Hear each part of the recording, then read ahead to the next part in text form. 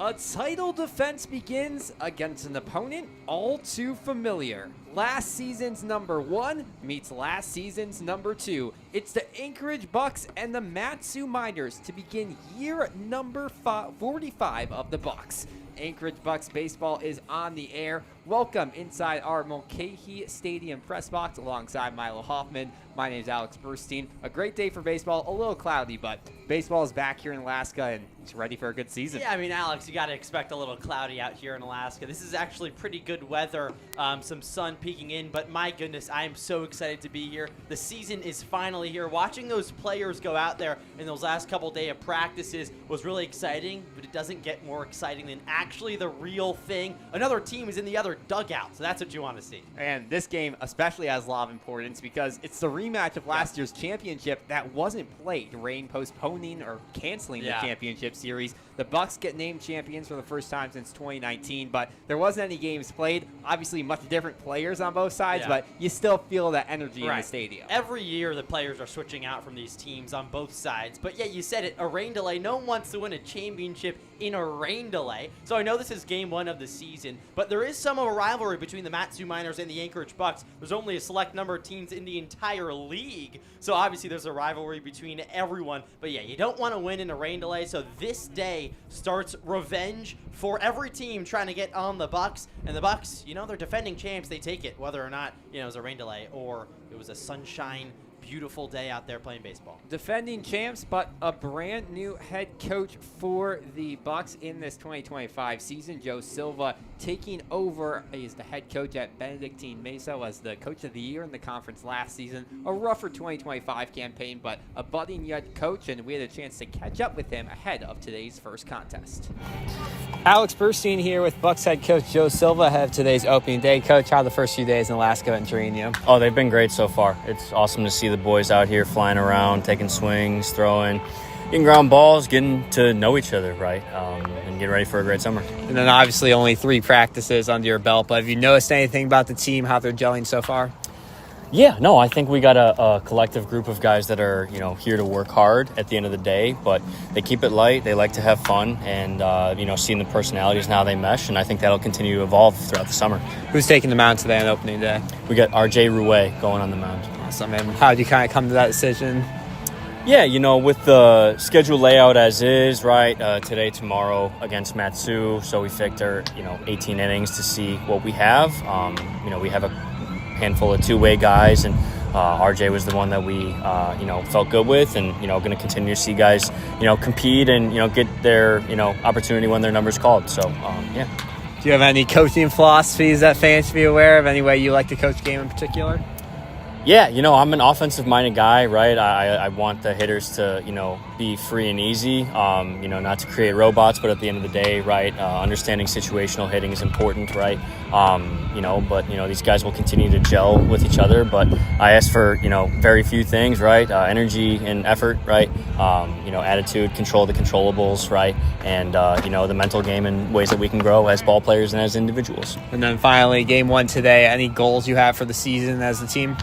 Yeah, I mean, you know, we want these guys to, you know, compete, be on time, and go the extra mile for us. So I think obviously, you know, everyone wants to, you know, hoist the trophy at the end, right? But if we take care of the little things, right, we dominate the gray area, and these guys learn a lot along the way, you know, we'll allow the results to fall in place. Hey, Coach Joe Silva on today's Coach's Report. Thanks, Coach. Thank you. Thanks to Joe Silva for taking some time to catch up with him. We'll try to talk to him before every single contest. Obviously, a busy schedule for a college baseball coach, especially in the summer, but very impressive stuff out of Silva his first few years as a head coach and trying to bring that into the Alaska Baseball League. Milo, just 8 minutes to go until our scheduled first pitch here.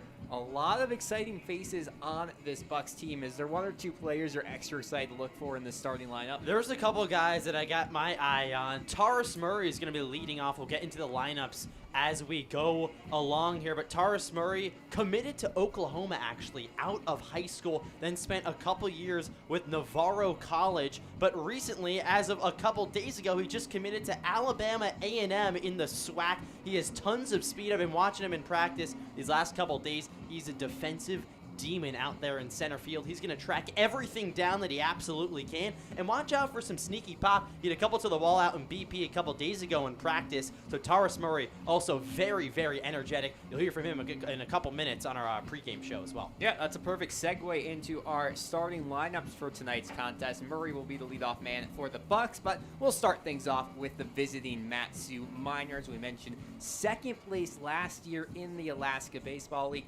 trying for a little bit of revenge. They finished 2024 with a 26-16 record, just 3.5 games back of the Bucs. Leading off for them tonight will be Luke Wilson playing in center field, rocking that number 4 jersey, and right behind him in the lineup, the second baseman Elliot Medlock. Ridge Erickson takes over as catcher tonight. A lot of very impressive catchers on this Miners squad, but Erickson is the one who gets the start out of BYU. In that all-important cleanup spot, the first baseman Carter Eberhard. Carter Jeffrey gets to start at DH. Carson Grout hitting in the 6th spot. He'll be playing at third base tonight out of Iowa University. Didn't play a lot this past year, but some Big Ten talent on this squad. In the 7th spot, Evan Bilter gets to start in left field. Greg Paratoni gets to start at short, and rounding out the starting lineup in the field, Joe McGee is the right fielder, and on the mound tonight, Josh Jansen, a left-handed pitcher for the Miners. Yeah, the Mat-Su Miners got a lot of talent on their team, and there's also a lot of people on the bench. So look out for, as this game goes on, they're going to keep switching people in and out for the Miners. But yeah, they've got a couple Iowa people, a couple really, really good power hitters. We were talking to our friend broadcaster who actually calls games for the Miners. They had a couple people go oppo multiple times in practice throughout the week. So some pop on that Miners side that you got to look out for sure. That's the joy of summer baseball. You're going to see a lot of players in and out of these games, leaving the team, joining the team throughout the season. But those are the 10 players who start off on day number 1 for the Mat-Su Miners. And moving to the Anchorage Bucs, leading off, we mentioned him, the center fielder Taurus Murray out of Alabama A&M. Right behind him, Marcus Abalson, a recent entry into the transfer portal after a couple of years at Gonzaga. He'll be playing at second. One of his teammates with the Bulldogs, Cooper Siselski, gets to start in left field. Corey Bantam, very impressive couple of years at first season, at Southwest Minnesota State University. He gets the cleanup spot, and he will be at first tonight. Reese Sherman, another Gonzaga player, catching a lot of Bulldogs player in this lineup. RJ Rouet, you heard this right. He's both pitching and the designated hitter tonight, a two-way guy for the Bucs this season. The pitcher for Baylor gets the start and will be hitting in the 6th spot. And in the 7, 8, and 9, you have Alex Sanchez at third, Austin Gamel in right field, and Grant Haas at shortstop. But Milo, I think what you really have to talk about, RJ Rouet, both pitching and hitting tonight for the Bucs. Unbelievable. This guy was out there before the game today taking full batting practice. We didn't actually know the lineup quite yet. And then we asked him, we said, RJ, are you starting? He said, yeah, I'm starting. But I was also out there taking BP. I guess he wants to be sort of like that Shohei Ohtani of the Alaska Baseball League. But, man, he looks impressive. He sits around the low 90s from that lefty slot on the bump. And he's someone that's just super excited to get out here and play. He put in a walk-up song recommendation to us before he came up to the booth. So he's all motivated to play well for this Anchorage Bucs squad. And, man, he's a Swiss Army knife, to say the least, pitching and hitting, and he's good at both of them, too. Yeah,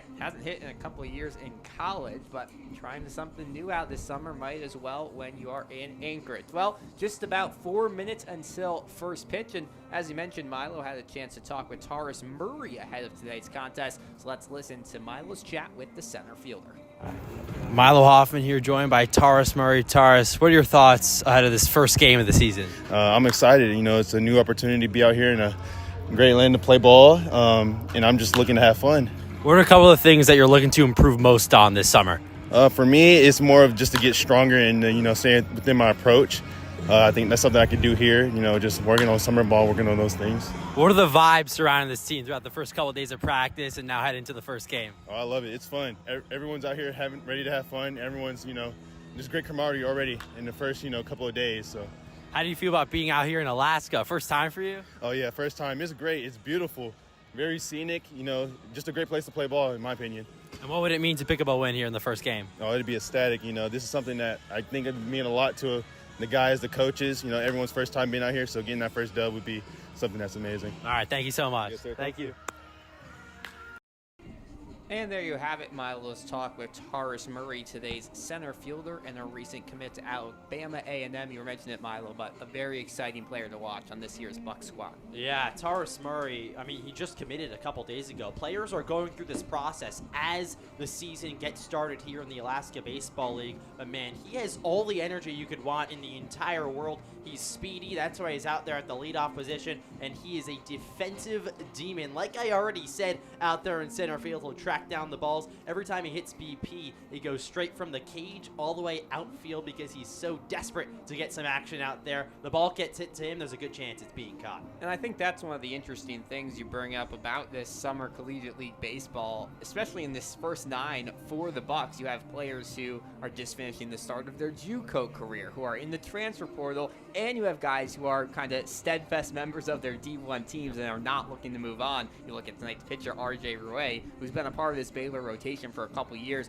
So it's really interesting to see how these different players kind of mend together, play well, and even having those different goals for the future. Yeah, there's players in all different, stages of their collegiate career here for both teams, really. But yeah, you have players come in here who want to prove themselves, who are still possibly looking to get sought after by other colleges. You have players who are already in a stable position at their college, but want to come to this prestigious league to help work on their game throughout the summer. And it's just high-level baseball, and it's a good opportunity for players to stay inept and stay in the flow of things as summer goes on. And the coaches always they put this league in such high regard.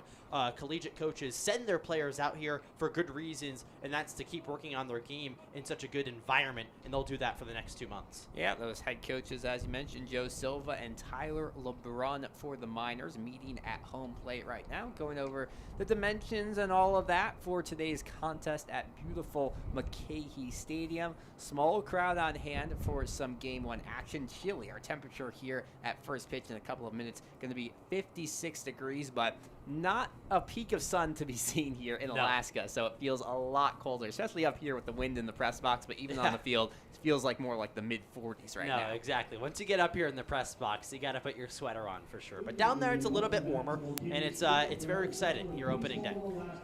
Just a few minutes to go. We're going to start a couple minutes after 6 p.m. for this opening matchup between these two squads, the first of 12 meetings this year between the Miners and the Bucs. Last year, it was all Bucs. 11 meetings, and Anchorage won 7 of them. A little stretch in the middle where the Miners were really hot, won 11 games in a row, and a few of those came against the Bucs. But last year, it was all Anchorage in this series and in the whole league, and they're trying to repeat that success here this league. One of 2 matchups tonight in the ABL. That's how it's going to be most nights because there's only 4 teams. The Glacier Pilots playing at the Chinooks tonight also at 6 p.m. But it's a small league. You're going to get to know the players really well, but a lot of development opportunities still. No, exactly. A lot of the players actually have teammates on all the other teams too, so they go from being teammates to actually playing against each other in the ABL, and then of course there's only 4 teams, so even if you don't know someone coming into this summer, you will eventually as the season goes along. But there's definitely some excitement here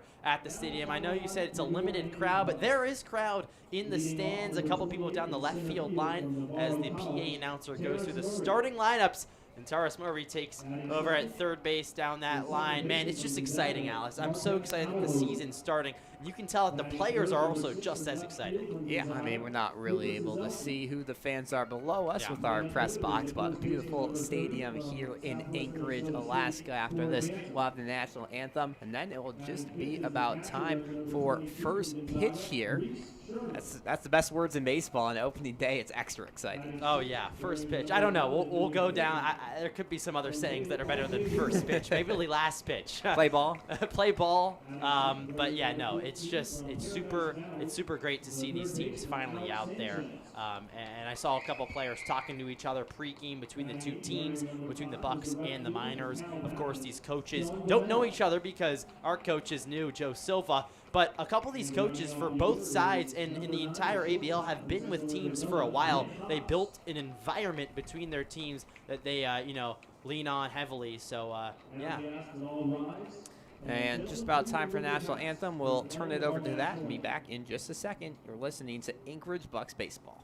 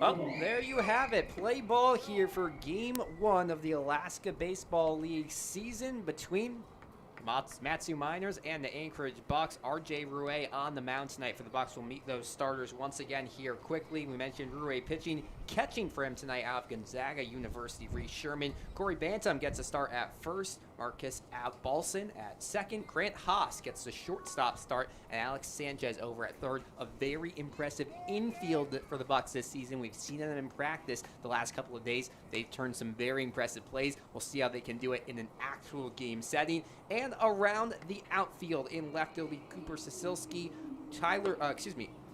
Terrace Murray gets the start in center field, and Austin Gamel gets the start in right field. So a very impressive starting 9 for the Bucs this afternoon in their all-white uniforms. Very clean uniforms here for Anchorage with the pinstripes and the black and yellow lettering. As for the Miners, their road uniforms, they'll be in those forest green with yellow gold lettering. Another very good color combo. So some nice uniforms on tap for tonight's matchup. Game 1 of the season. A little over 30 games for each of these teams in the regular season, and down to 4 teams means there's only going to be 2 that make the postseason. Early odds would say it's going to be one of these 2 at least at the end in that championship series. They've both been the hottest teams in the league the last couple of seasons. They'll try to make it back to that championship series, but obviously challengers and for the other couple teams around the state. A couple more warm-up pitches here for Rue. He is a very impressive player out of Baylor, has had a couple of appearances the last few seasons, and we mentioned here this season trying for that two-way player. Has not done that at Baylor at all, but the lefty toes the rubber and will be hitting tonight. Brings a fastball, changeup, slider, curveball, color mix. Doesn't use that color that much. We may see him try to experiment with it a little bit here this season, but it's mainly going to be those classic 4 pitches. Get some good movement on those breaking balls. Pitched 11 1/3 innings this spring, giving up 13 hits. Has a 6.35 ERA. Respectable, obviously. As a player, you always want that a little bit lower, but he will try to get things going here against the leadoff man, Luke Wilson, for the Matsu Miners. It's just about time for baseball here at Mulcahy Stadium. The Bucs and the Miners to open up 2025. Rue toes the rubber. First pitch on its way. And that's in there for a called strike. Goes fastball to the inside part of the plate. And, hey, that's about as perfect of a start as you can get.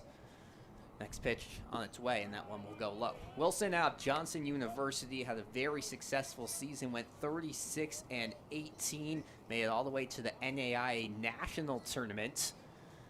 As Wilson awaits the 1-1 pitch, here it comes. Off speed, misses low, and move it to a 2-1 count. Wilson's yet to take the bat off his shoulder here. Just watching all these pitches come by from Rue. Next pitch low again. And Wilson will move ahead in the count 3-1. Yeah, RJ needs to fight back here and make sure his command is all good. I saw him in the bullpen. He looked pretty good in the bullpen, so feeling good going into this one. 3 balls, 1 strike. Next pitch. That one taken for a strike on the outside corner. Wilson saw that he had a 3 pass there, but instead will head back into the batter's box. 3-2, excuse me. And here comes the payoff pitch. Swung on and missed, strike 3. Perfect start for RJ Rue. And now it'll be a K to start things off for the Bucs here in 2025.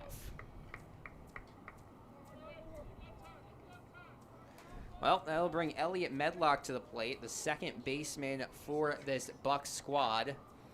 Comes to the Miners out of Bryant University. First pitch outside. Good speed on these early pitches from Rue. A little bit of trouble placing them, but was able to get that called strikeout. Just what you want to see. In the first batter, 1-0. This is outside. Medlock was part of a Bryant University team that went 36-19 plus a tie this spring. We'll see just about everything in college baseball. 2-0 pitch, swung on, fouled off to the right-hand side. Made 13 starts this past spring as a freshman, but hit just 188, only 9 hits. That's what these players come to these college leagues to do. 2-1. Again, off the inside of the bat and sends it foul. Similar spot there, jammed in. Trying to straighten this out here. Seeing Rue have a lot more success on the inside part of the plate against these righties. 2-2 pitch, swung on and missed, strike 3, and that's a pair of strikeouts to start off the outing for RJ Rue. He'll try to go 1-2-3 with Ridge Erickson coming to the plate. Excellent start for RJ Rue. Sits low 90s from the mound, southpaw, and the righties are having a lot of trouble seeing his changeup and off speed. Brings Ridge Erickson to the plate. First pitch to the catcher, taken all the way for a strike. 0-1 the count. Erickson out of BYU, one of the few D1 catchers on this Miners squad. Next pitch, swung on, grounded right side past the diving Albelson, and first hit of the season goes to Ridge Erickson. It's fumbled in the outfield. He'll head to second, and he's in. That'll likely be marked as a single and an error, as both the right fielder Austin Gamel and Murray had trouble picking that ball up. And good base running from Erickson gets him into second base. What looked like to be almost an inning-ending play. Instead ends with a runner in scoring position for the Miners. Brings up Carter Eberhard to the plate. First lefty of the day, lefty on lefty matchup. Roy with the big weight. Checks the runner at second. Here comes the pitch. That one misses away. Gets away from Sherman, but chase back Erickson to the bag.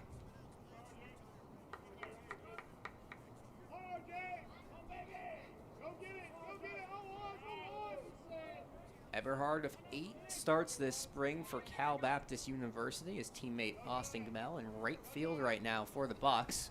1-0 offerings low again. This is Rue's first time facing off against a lefty this summer. Obviously in his ranks at Baylor, saw quite a few of those, but always a little bit of change, especially after 3 righties to start off the lineup for this team. 2-0 pitch, misses inside. Fastball there, and to duck his hips away. Carter Jeffrey awaits on deck with Carson Grout in the hole for the Miners, trying to chase a run across the board in the first inning. 3 balls and no strikes. Here's the pitch. Misses inside. That's a 4-pitch walk offered to Carter Eberhard. Yeah, sometimes giving up that first base runner ruins a pitcher's momentum, and it ruins their sort of flow that they had going. RJ Rue was in such a flow, striking out those first 2 hitters, and then that error with that runner on second. Pitchers get nagged with a runner on second. Now bring Carter Jeffrey to the plate, the designated hitter in the 5 spot. Not the guy you want to be seeing with 2 on. First pitch on its way, taken low. Breaking pitch not working here early on for Rue, and we'll see an early mound visit from Sherman. This point in the game, you're just talking things over, trying to calm down your pitcher. Definitely. You know, Sherman notices that his pitcher is, you know, had a move going, had a flow going, and now a little bit frazzled to walk with a runner on second now. But, hey, it's good early on to be in these situations, too. You know, throughout the season, you're going to have runners on. How are you going to deal with it? How are you going to limit their sign-stealing ability from the hitter, or, you know, with the runner on second signaling back to the hitter? 1-0 pitch, just misses outside. That's now 6 straight balls offered by RJ Rue. Small leads at both first and second. Eberhard at first, Erickson at second base. Next pitch, bounced high back to the pitcher's mound. Rue will throw to first, but they said it was off the, I believe, foot of Jeffrey there, so he'll be able to head back to the batter's box. Nothing covering that foot either from Jeffrey, so that might hurt a little bit, especially in this 45-degree weather here at Mulcahy Field. 2 on, 2 away, scoreless here in the top of the first from Mulcahy Stadium. Jeffrey out of Iowa, didn't play a lot, but obviously has that Big Ten talent. His team lost in the Big Ten tournament just about a week ago. 2-1 pitch. This is low and inside on breaking pitch. Rouet going to his off speed a bit more here as runners have gone on base. Shying away from that fastball. Looks so good in those first 2 hitters. I wouldn't be scared to go back to it here. Long wait for Rouet. Here's the pitch. Swung on, bloop towards shallow right field. Gamel comes in and makes the grab. And that will bring the top of the first to an end here at Mulcahy Stadium. 2 runners reach, but they're both stranded. It's 0-0 here as the Bucs take their first swings of the season in just a couple moments here on the Anchorage Bucs YouTube channel.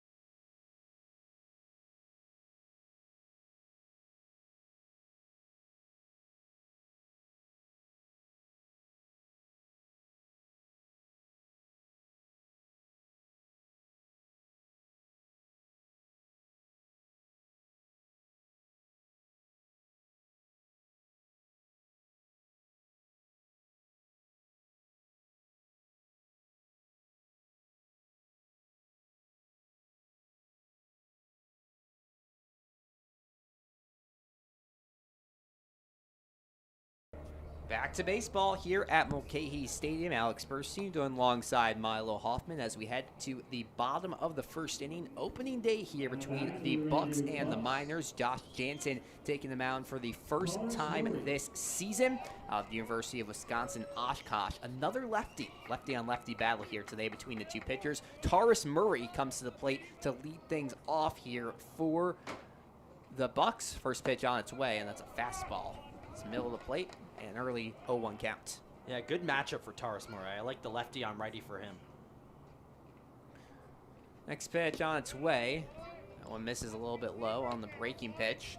Jansen this past season, boy, his arm must be tired. 84 innings pitched. As the 1-1 on its way, chops slowly to the right of the pitcher's mound. Jansen turns around, throws first in time. And that will be a 1-3 putout to get things going here in the bottom of the first. Well, I'll tell you, Jensen looks smooth there with that FPO. Nice twirl and a fire over to first. That's always good, especially for a big guy on the hill to be athletic like that. To throw over to first as easy, he made it look like it was nothing. Yeah, don't let that D3 background fool you. Oshkosh, one of the best D3s in the nation. They made a run to the Super Regionals this spring, and Jansen was a big part of it. Marcus Balson comes to the plate. First pitch to the lefty. It's high. 1-0 the count.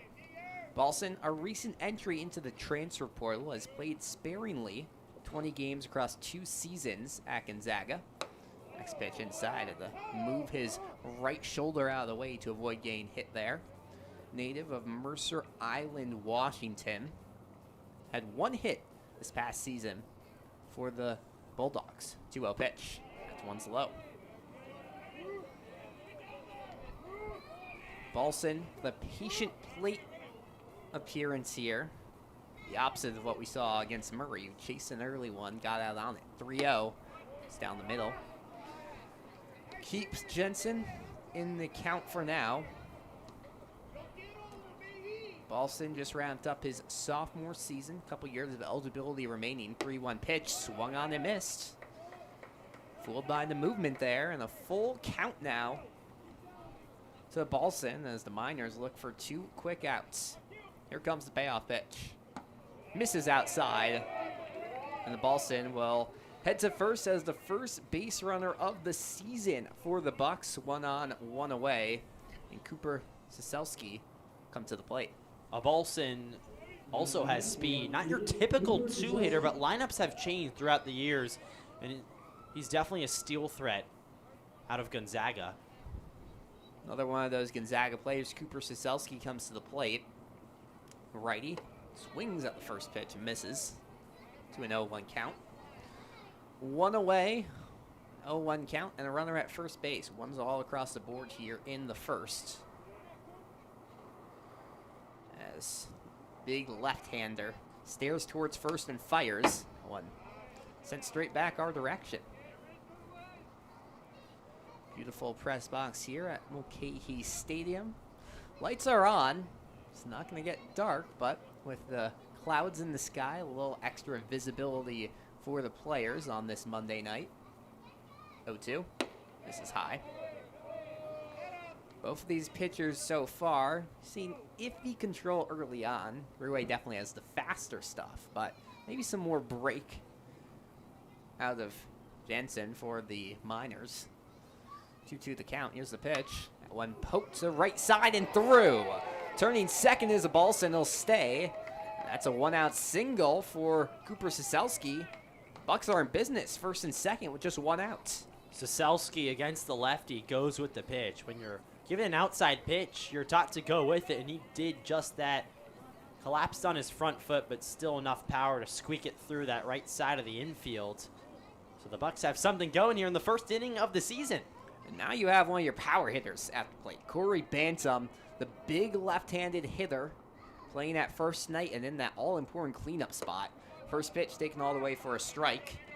Bantam, out of Southwest Minnesota State University, an up-and-down season as a team, 23 and 24, but Bantam really stepped up. 44 starts in 46 games. 0-1 pitch. Check swing, and they say it misses outside. And most importantly, he could hit the baseball. 363 average to lead his team. He's hoping to repeat that success here in the Alaska League. 1 ball, 1 strike, runner take their leads. This one in the dirt. A good job by Erickson to pick it up quickly. It's a very impressive catching rotation, as you mentioned, for the Miners. Erickson had some play at BYU this year, but probably not even the most impressive catcher on this squad, as you have Kansas's starting catcher coming next week. 2-1 pitch. Bounce towards third. There's a force at third. They'll throw it across the diamond, and it's in time. An unassisted 5-3 double play gets the Miners out of the inning. And it's scoreless through 1. One left stranded, 0-0. We'll head to inning number 2. Don't go anywhere. This is Anchorage Bucs baseball.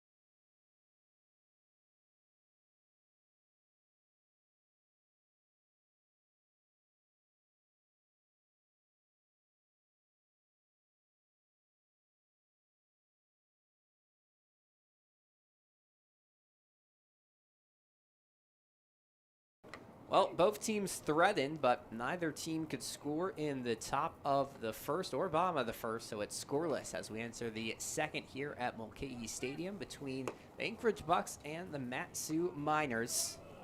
Will be the 6, 7, and 8 hitters due up, led off by Carson Grout against R.J. Rouet in the second inning. Rouet, a little bit of control struggles, but settled things down there at the end of the first for the Bucs. Well, yeah, he looked great.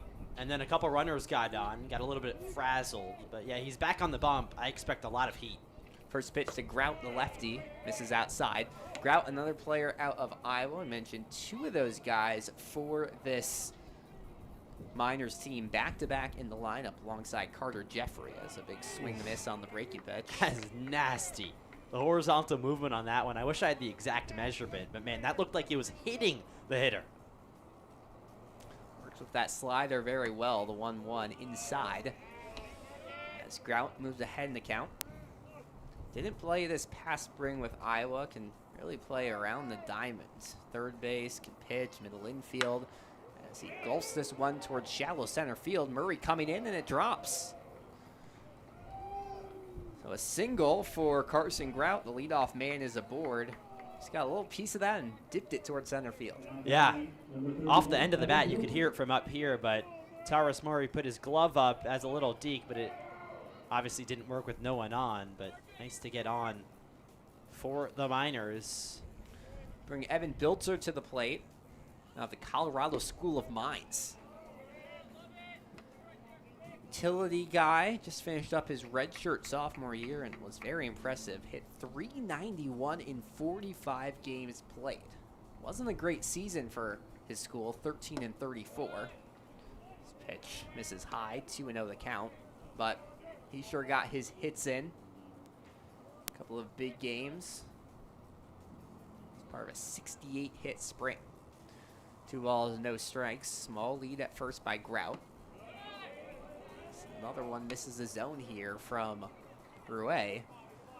Just like that, a 3-0 count. We've already seen a 4-pitch walk from him, trying to avoid doing that again. 3-0 pitch. That one taken for a strike near the outside part of the plate. Seen Rouet battling a lot of these at-bats so far. Now just trying to close the deal. 2 strikeouts already today. 3-1. That one low. That one hit about 2 feet in front of the plate there, so not exactly what you want to see from Rouet, and it looked like it was a fastball too, so fastballs aren't supposed to spike like that in front of the plate. Let's see if he can buckle down here. He did last time when runners were on. I'll bring the 8-hitter to the plate for the Miners with 2 on and no away. Greg Peritoni out of Pomona Pfizer. Pitzer. Pitzer. My mom went there, Yes. so I know that one. You know that one.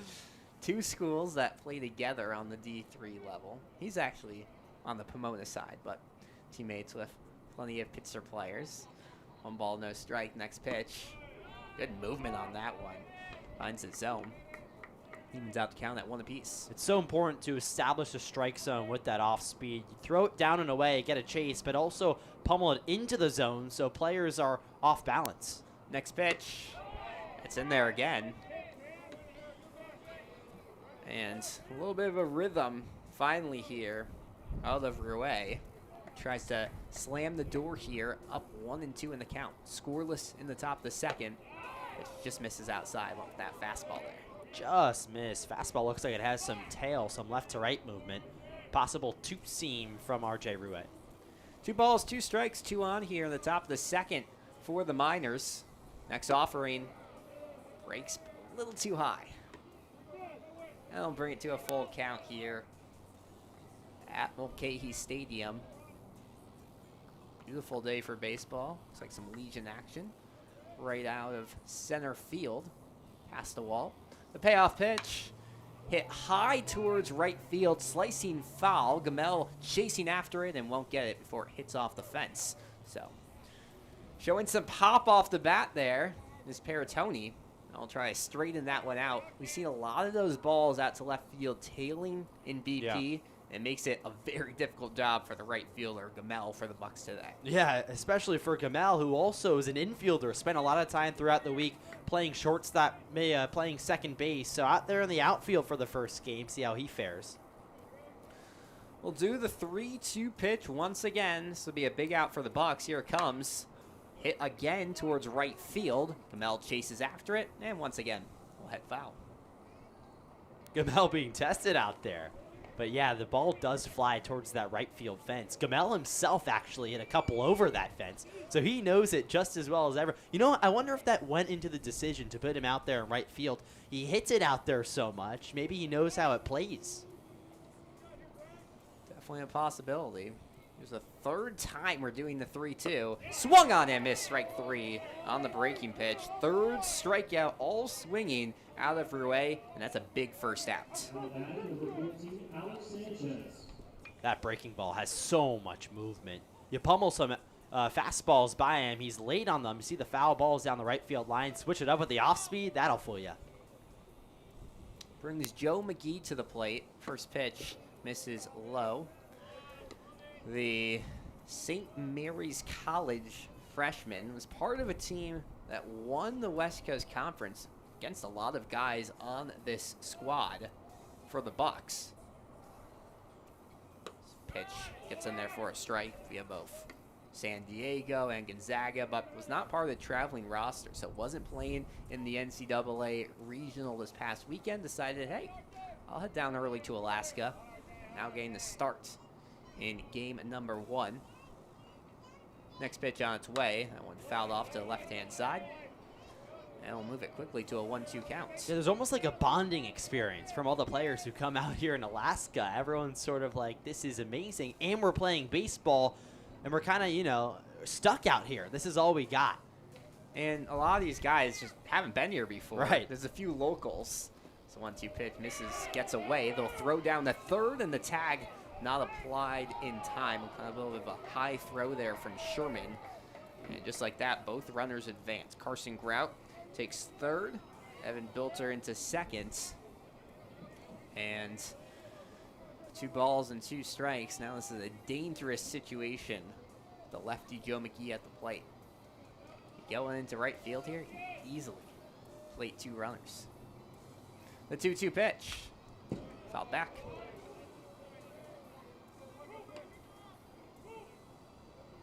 Single started off the inning for Carson Grout. Evan Bilter right behind him with a walk. That's how those two have gotten on. Just one away. As the Miners closing out their first go-through of the lineup here in the top of the 2nd inning. Ray with the long wait. Looks towards second. Here's the pitch. Curveball high. And we'll move it to a 3-2 count. Back-to-back batters. Was able to get Paratoni on a strikeout after a few tries. And now he'll try to do the same thing with Joe McGee. Lefty stands imposing presence at 6 foot. It's a pitch. Laced foul on the left-hand side.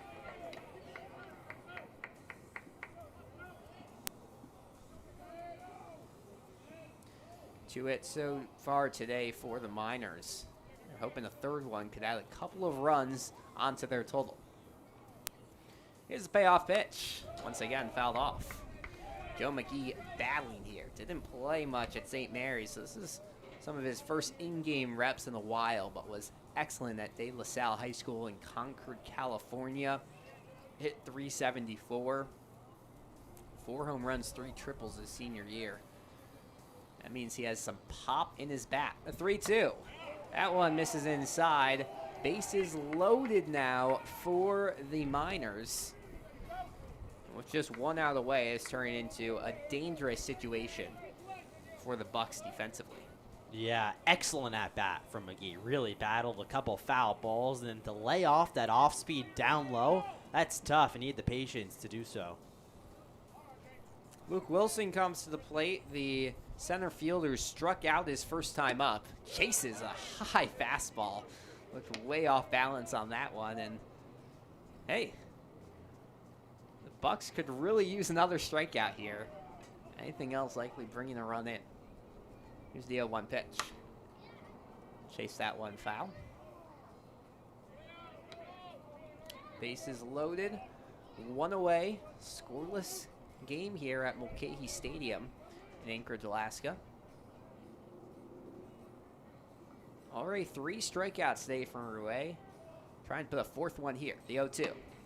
Called strike 3 on the breaking pitch, and that gives some momentum into the Bucs bench. You can hear it, and just like that, there's 2 away. Huge strikeout for Rouet. And the Bucs were willing to give up a run there. The infield was back, so not exactly what you want to do from the Miners, not putting that one in play, but to freeze him on the off-speed, he has so much trust in that off-speed, almost more than his fastball right now, it seems. 4 strikeouts through 1 2/3 innings for Rouet, who's really finding his stuff as Elliot Medlock gulps one towards short past a diving Haas. 1 run's in the score. Turning third is Bilter. He's in safely, and a 2-run single as the ball gets passed. Another run comes in the score, and an error brings 3 runs in for the Miners. It was a great effort from Haas over at shortstop, but it got into left center field. The relay throw missed home plate, and Rouet had to come all the way over. Just like that, it's a 3-0 lead for the Miners.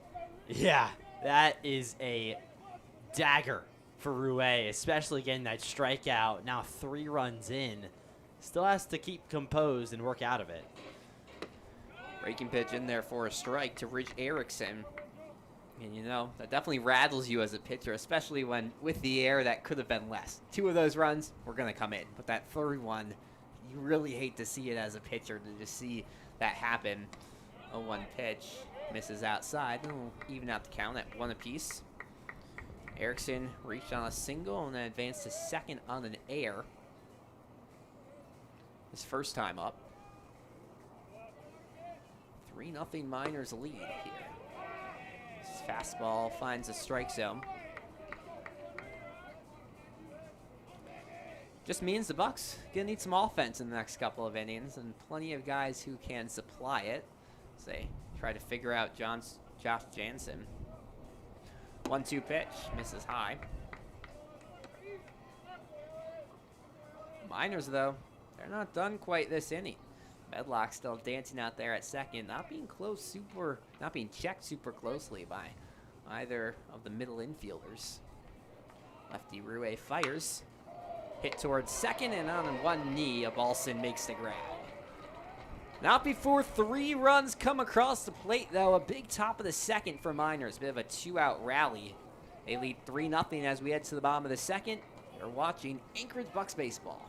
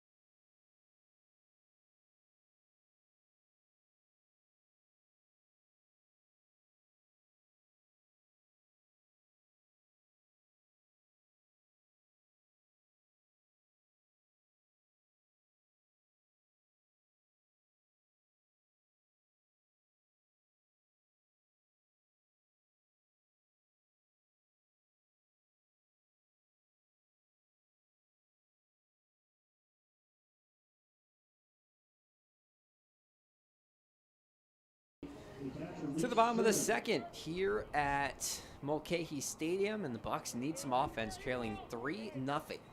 First pitch of the inning, taken high for a ball to Reese Sherman, the catcher out of Gonzaga University.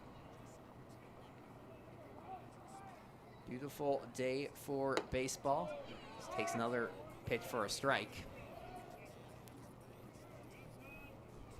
Milo, the Bucs gonna need these bats to wake up here. Yeah, definitely. It starts here with Sherman. 1-1 pitch, bounce down the first base line. Will it stay fair? Jansen gets it, and he'll just tag the runner. Heads up play by the pitcher, who's shown off some athleticism already here today. Sherman, it's the unassisted 1 out. You don't see that often. And 1 away for RJ Rue. We've seen him pitch today, and now he's picking up a bat, something he does not do a lot. Has not swung the bat at all at Baylor. A little bit last summer, but mainly hasn't swung since high school. He takes a big swing on that first try. Move it down in the count 0-1.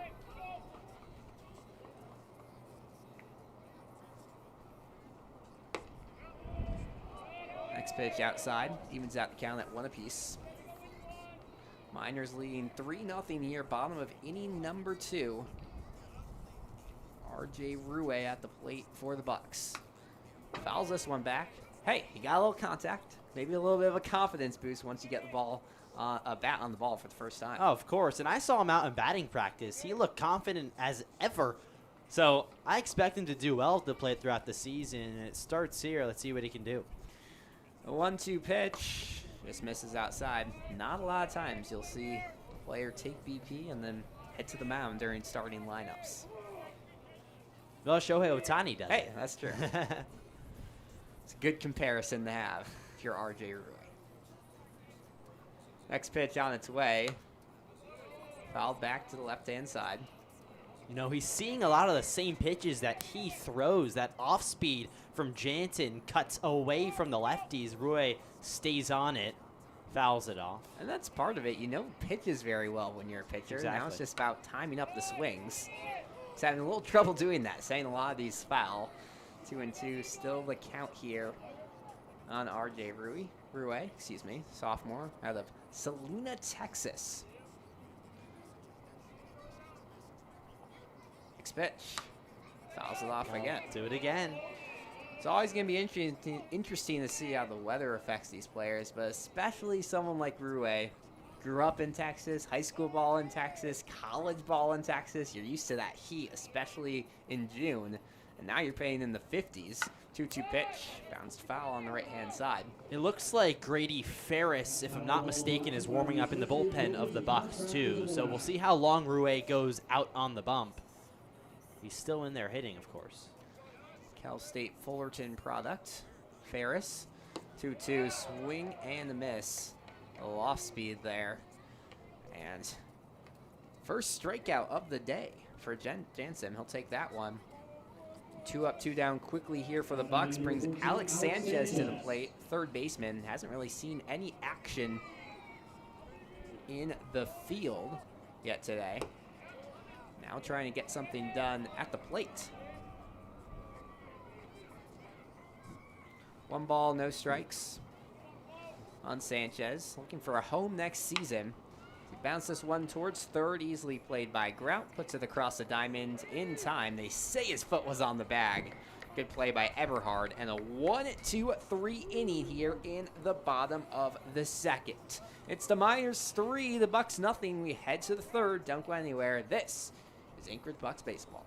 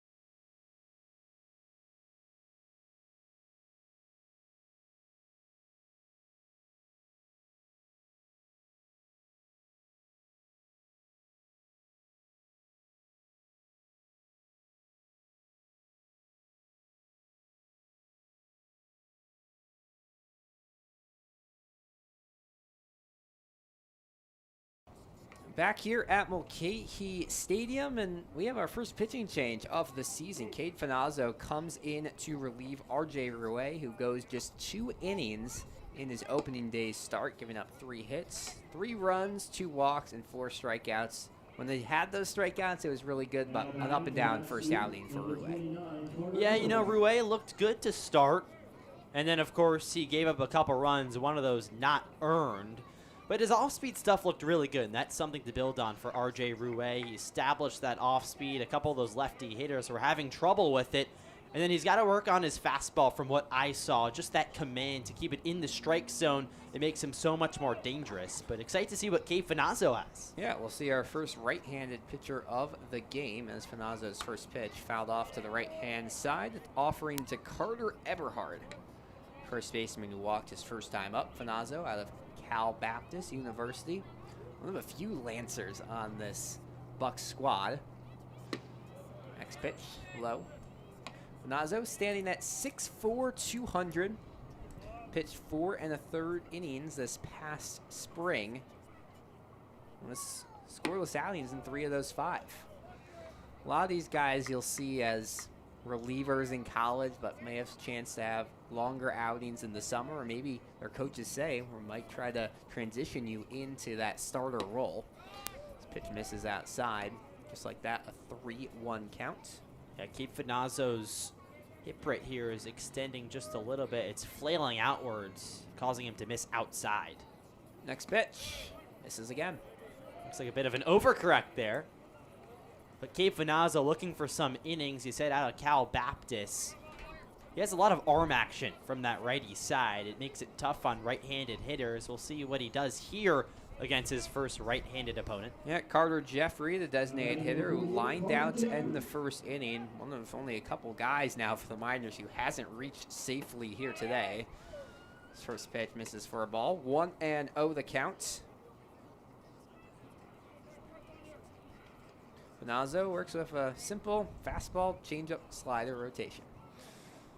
Next pitch inside, there's that fastball. So if you see movement, it's probably going to be that slider. Be a lot of vertical movement on those pitches, but when you're a young guy, when you're a freshman, it's all about being able to place it. Yeah, got to have the command, got to pound the strike zone. Next pitch, hit high towards right center. Coming in, Gamel makes the catch. That's a big first out for the Bucs, something they've struggled to do the first couple of innings, but they get it on just the second batter here. Yeah, Gamel's looked very comfortable, I will say, out in right field. Normally an infielder, but he's manning the outfield well. We talked with him last night, and he said he'll play wherever, infield, outfield, whatever's needed. His lefty Carson Grout comes to the plate. Hit over the head of the shortstop Haas into left field. That's a 1-out single for Carson Grout. 2 aboard with just 1 away here in the third. Just turned his hands and sent that one into shallow left field. So now back-to-back innings with at least every inning so far, at least 2 runners on for the Miners. The offense rolling here early on. Here's the pitch. Swung on and missed to Evan Bilter. Right fielder walked his first time up, but came around the score on that 3-run single in air by Elliot Medlock. That's brought us to where we are here today. Fastball misses outside. Evens out the count at 1 apiece. Yeah, hitters have been timing the ball pretty well, I will have to say. Sometimes you don't expect that, especially for the first game of the year, but the timing's been pretty good.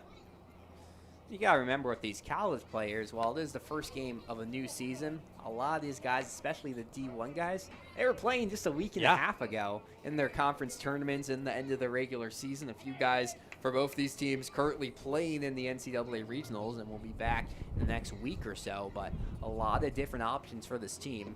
2-1 pitch, breaks low. There's that slider, but really couldn't control it with a 3-1 count. Slider has a lot of movement, belts from the right to left. Also has some vertical movement, almost works as a curveball from Finazzo. Carter Eberhard at second base, Carson Grout at first, a 3-1 pitch, and all the runners will advance it back. That's just a 5-pitch walk here for Everin Bilter. And another chance for the Miners to add some runs to the scoreboard. Can't say insurance this early, but add some big, big run support with Greg Peritoni coming to the plate.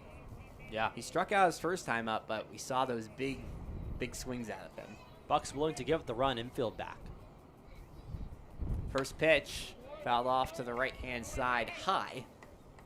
He struck out in that second. It was a big strikeout. It seemed like after 2 runners had reached, maybe some momentum going in the Bucs' favor, and then all went south for R.J. Ruwe, the starting pitcher, and this Bucs defense. Here's the 0-1 pitch. Chase him on the slider. Off balance swing there. Almost shuffled his feet back and forth. So Kei Finazzo needs to take advantage right here. With 2 strikes, especially with the infield back, try not to give up another run. Yeah, we'll see if he goes with that breaking pitch again. Here's the 0-2. He does, but can't find control. Runner is at first, second, and third. Bases juiced here for the Miners in the top of the third. 3-0 ball game. Lead for the Miners. 1-2 pitch. Hit high towards right center field. The wind will take it towards Gamel. He gets it. Tagging from third base is Eberhard. The throw home. Not in time. Bounces away from the pitcher, and all the runners will advance. That's the second time here today, Milo. We've seen a miscommunication on the throw from the outfield, add to extra bases for the Miners. Yeah, not exactly the throw I was expecting from Gamel. It wasn't that deep in right field. I thought he was going to try at home for a second. Now, it's a good play to throw to the cutoff man to try to halt the runners from advancing, but you got to hit the cutoff man. That's a big part of it. So the Miners taking advantage of some errors that the Bucs have put up there.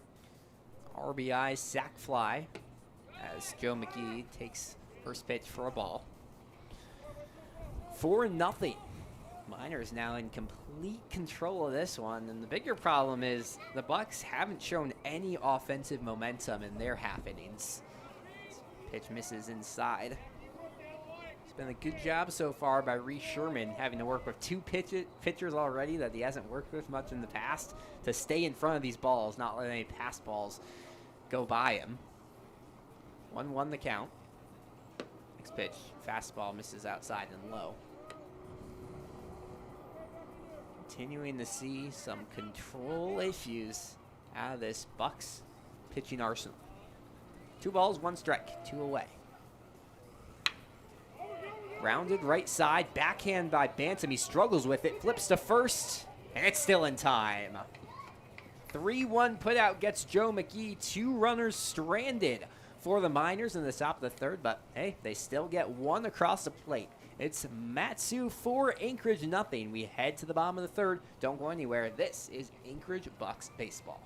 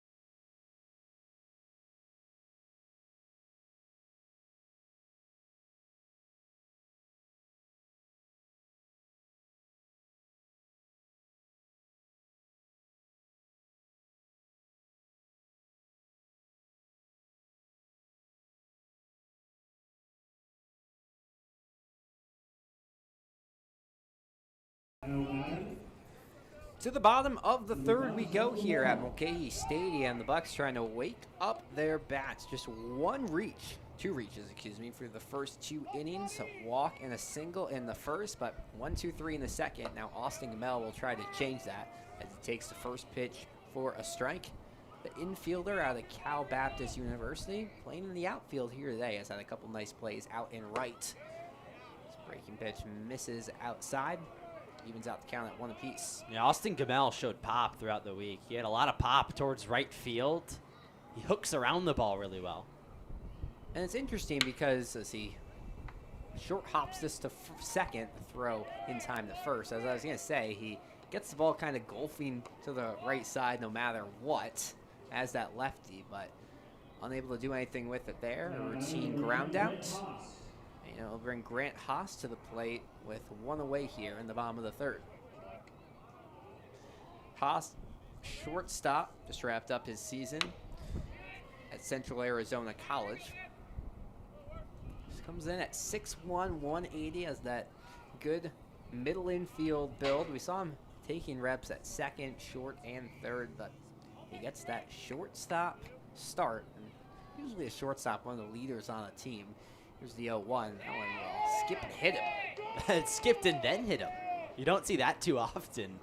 Probably took some of the pain away. Yeah, if you're a hitter, that's the best possible scenario. You don't have it really hurt, and you also get a free bag. So that's one way to get someone aboard. Bucs are back in business for the first time since the 1st. And also for the first time since the 1st, Taurus Murray will come to the plate. Right-handed center fielder out of Navarro College. Recent commit to Alabama A&M. Will play some SWAC baseball next year. Bounced around schools last couple years, but finally found a D1 home. 1-0 pitch. Down the third base line and fair. This one rolling towards that left pole. Murray into second safely, and that's a stand-up double for Taurus Murray. 2 runners in scoring position with just 1 away for the Bucs here in the bottom of the 3rd. Taurus Murray has so much speed. There was no doubt about it. He was getting to second. Almost jammed him there down the left field line, but still put it in play. And this is what the Bucs need. Some momentum, a little rally here. Milo Murray, one of the players you were most excited to see at bat. You predicted that he would be the leadoff guy here today. And that's exactly what you want your leadoff guy to do. Marcus Balson comes to the plate, walked his first time up, but got out advancing to 3rd later in the inning. Takes a big home run swing at that first pitch, but the lefty comes up with nothing but air. You know, when you're in the transfer portal, these games mean a little bit more. Trying to show some pop in your bat. Obviously, a really good fielder out there at second base. 0-1 pitch. Off the inside of the bat towards shallow left field. Coming in as Bilter makes the grab. No runners will tag up. Haas thought about it at 3rd, but Joe Silva, the head coach, playing at third base coach as well tonight, will tell him to hold. Dylan Espinal, assistant coach, is out at first tonight for the Bucs. Balson really wanted to take advantage there. You want to bring a run in with less than 2 outs and a runner on 3rd. Got jammed, thought it was going to bloop in for a sec, but just not enough on it, or too much on it, sorry. Cooper Soselski comes to the plate. Takes first pitch for a ball. 5'11", 200, the outfielder out of Gonzaga University. It's his second school. And Obadi has 3rd in just a few months as he just committed to Southeastern NAIA school. Takes a big swing and a miss. Evens out the count at 1-1. It's bounced around from D2 to D1, now going to NAIA, but an excellent school. Southeastern made the NAIA finals this past spring. Big leads at 1st and 2nd. The 1-1 pitch fouled off to the right-hand side. It's a big spot for Soselski with 2 on, and the Bucs still searching for that first run of the day. Yeah, I was going to say this would be a big pick-me-up for Balson to bring these 2 runs in, because a single 100% scores Taurus Murray. 1 ball, 2 strikes. Next pitch. Poked foul to the right-hand side. That one all the way towards the parking lot here at Mulcahy Stadium. Nice night for baseball. Lights on here, but not dark. Just very cloudy in Anchorage, as it's been the last few days. Rain in the forecast for the next few days here. Here's the 1-2 pitch. Golfed towards right center. Should be playable for McGee. Takes a couple steps over and will make the grab. The Bucs get a few on, but strand them both. Runners left at second and third base. It's a 4-0 ball game. We're a third of the way through here. Miners lead. Don't go anywhere. This is Anchorage Bucs baseball.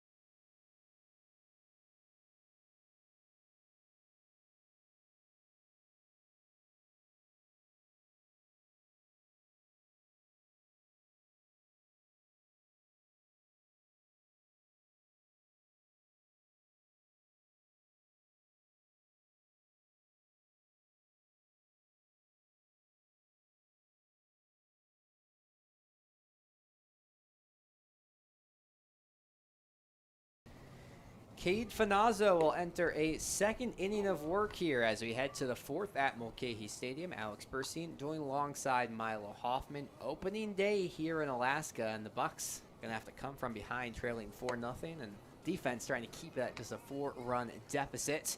But this Miners lineup has shown they know how to reach. Haven't been a lot of big hits, but they're playing the small ball, and it's working for them here early on. Yeah, and they're taking advantage of some errors that the Anchorage Bucs have put out there on the field. Of course, it's opening day, so there could be some nerves possibly. There could be some getting used to the cold for some of these players. So some errors aren't the end of the world, but the Miners have done a good job of taking advantage.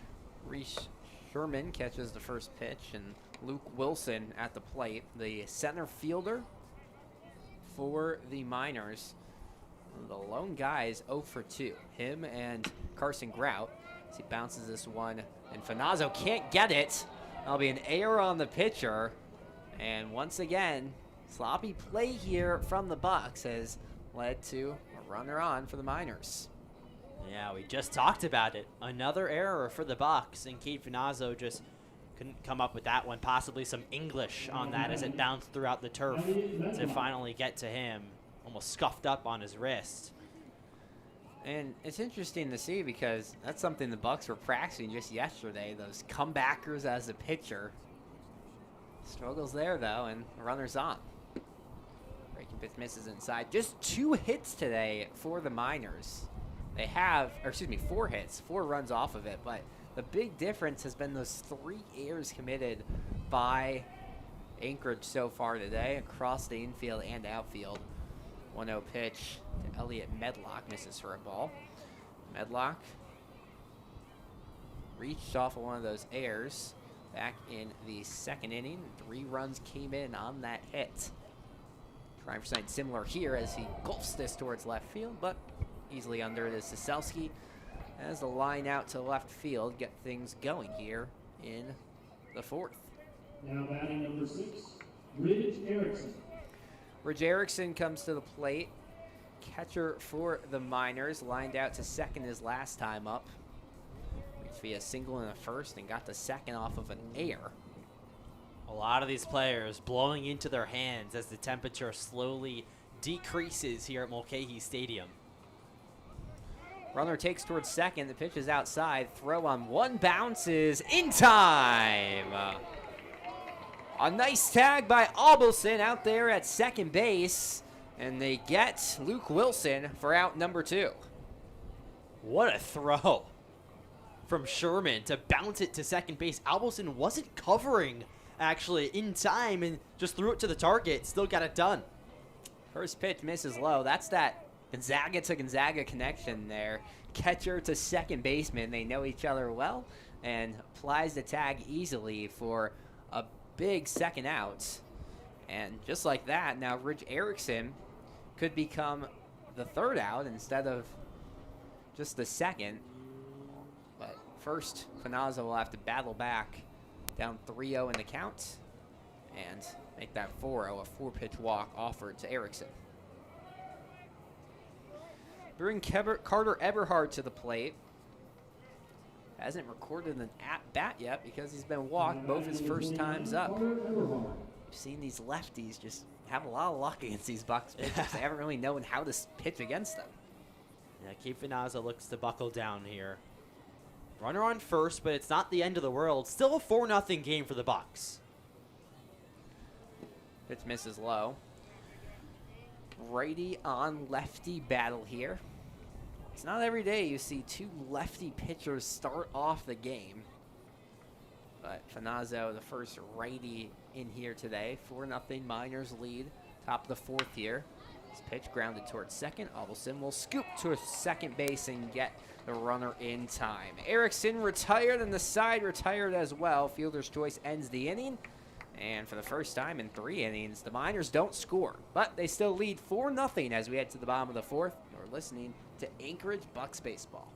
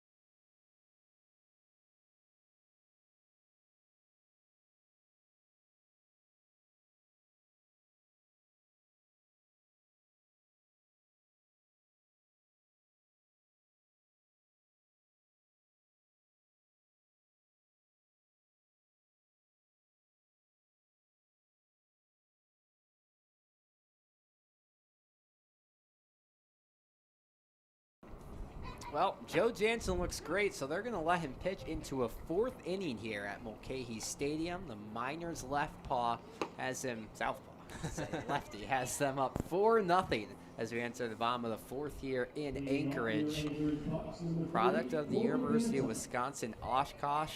They'll work against the heart of the lineup, 4-5-6 here for the Bucs. Corey Bantam leads things off, the first baseman, who had an unfortunate double play at the first. Takes first pitch for a ball. Yeah, not normally someone that's going to go oppo, but he grounded it oppo. I want to see him pull one, get into one. 1-0 pitch. Grounded up the middle and past the diving Medlock. Bantam aboard for the first time this season. And the leadoff man reaches for the first time today for the Bucs. That's a big at-bat for Bantam. Huge at-bat, a little bit off the end of the bat for Corey Bantam, but you'll take that. It might sting a little bit as the temperature is almost down to the low 40s here at Mulcahy Stadium. But Bantam on first, not a running threat, but it gets it going. Reese Sherman comes to the plate and check swing. They say he went. He'll fall down the count 0-1. That's one of the things you'll see with Bantam what he's working on this summer. He knows he's not the fastest runner, so he really wants to work on that power hitting, getting those doubles, triples, home runs so that you don't have to worry about him stealing the bag. Yeah, exactly. And Bantam, hopefully, is a smart base runner because even if you're not fast, you can still be very effective. I look at someone like Freddie Freeman up in the MLB, one of the best base runners, not the fastest. 0-2 pitch, swung on and missed. Nice job there by Erickson to keep it from going into the dirt, and that will be a strikeout on Reese Sherman. Well, we saw last inning the Bucs got 2 runners in scoring position with 1 out. Weren't able to do anything with it. You don't want to leave runners in scoring position, especially in games like this where you're coming from behind. See if they can change that around here as the lefty R.J. Ruhe comes to the plate.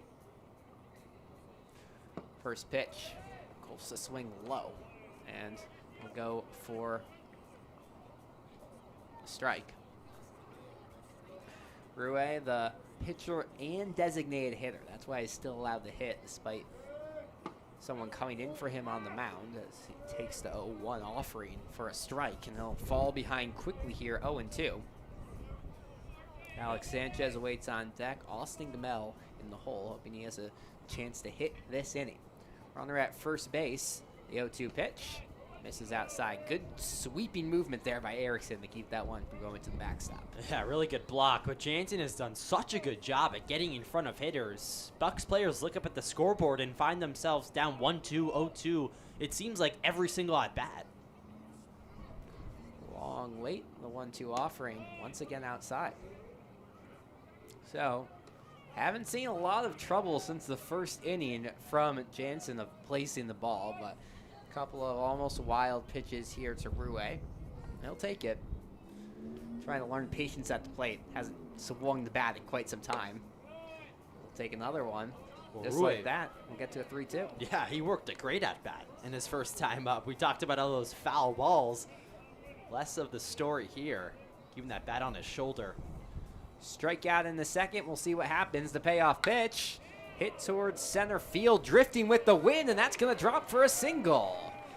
RJ Rue started heading towards second. He had to be held there by first base coach Dylan Espinal, but hey, how about that? The pitcher is aboard of a single. I feel like we're watching National League Baseball a couple years ago. Exactly. It reminds me of the good old days, but more importantly, Alex Sanchez has a chance here with the Ducks on the pond. Not too much speed. I would say this is a chance to go with a double steal, but don't expect it. Sanchez needs to put it in play. First pitch to Sanchez, taken for a strike. Rue there looking a little bit like a deer in the headlights, trying to run towards second, but he's finding his way on the base paths. Bantam at second base, Rue at first. 0-1, skied out of play.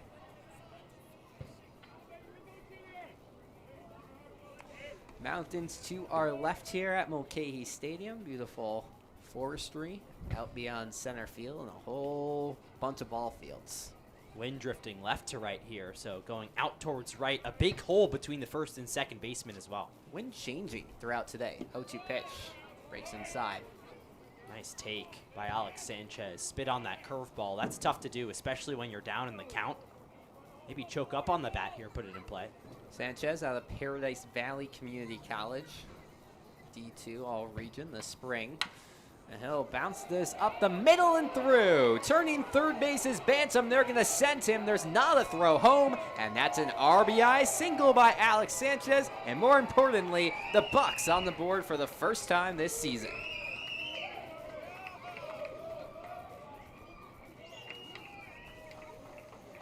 Didn't put too much power on that one, but it was placed perfectly between, as you mentioned, that big gap between Medlock and Paratoni out there at second and short. And a little bit more damage, and the Bucs could very well be right back in this one. First pitch to Austin Gamel is high and inside. Had to duck a little bit away from that one. Grounded out his last time up just last inning. The fact that he hit last inning shows that the Bucs offense starting to find its own. Yeah, and that was an excellent piece of hitting by Sanchez. Pitch goes low, 2 balls and no strikes on Gamel, and with that, Erickson's going to come out to have a quick word with his pitcher. So to start off this inning, it's an all single by Bantam for the Reese Sherman strikeout, but back-to-back singles from RJ Rue and Alex Sanchez has the Bucs within 3 here in the 4th, and hey, there's only 1 away. You could easily eat into that lead a little bit more. Oh, definitely. Down 4-1, Gamel with a big opportunity here.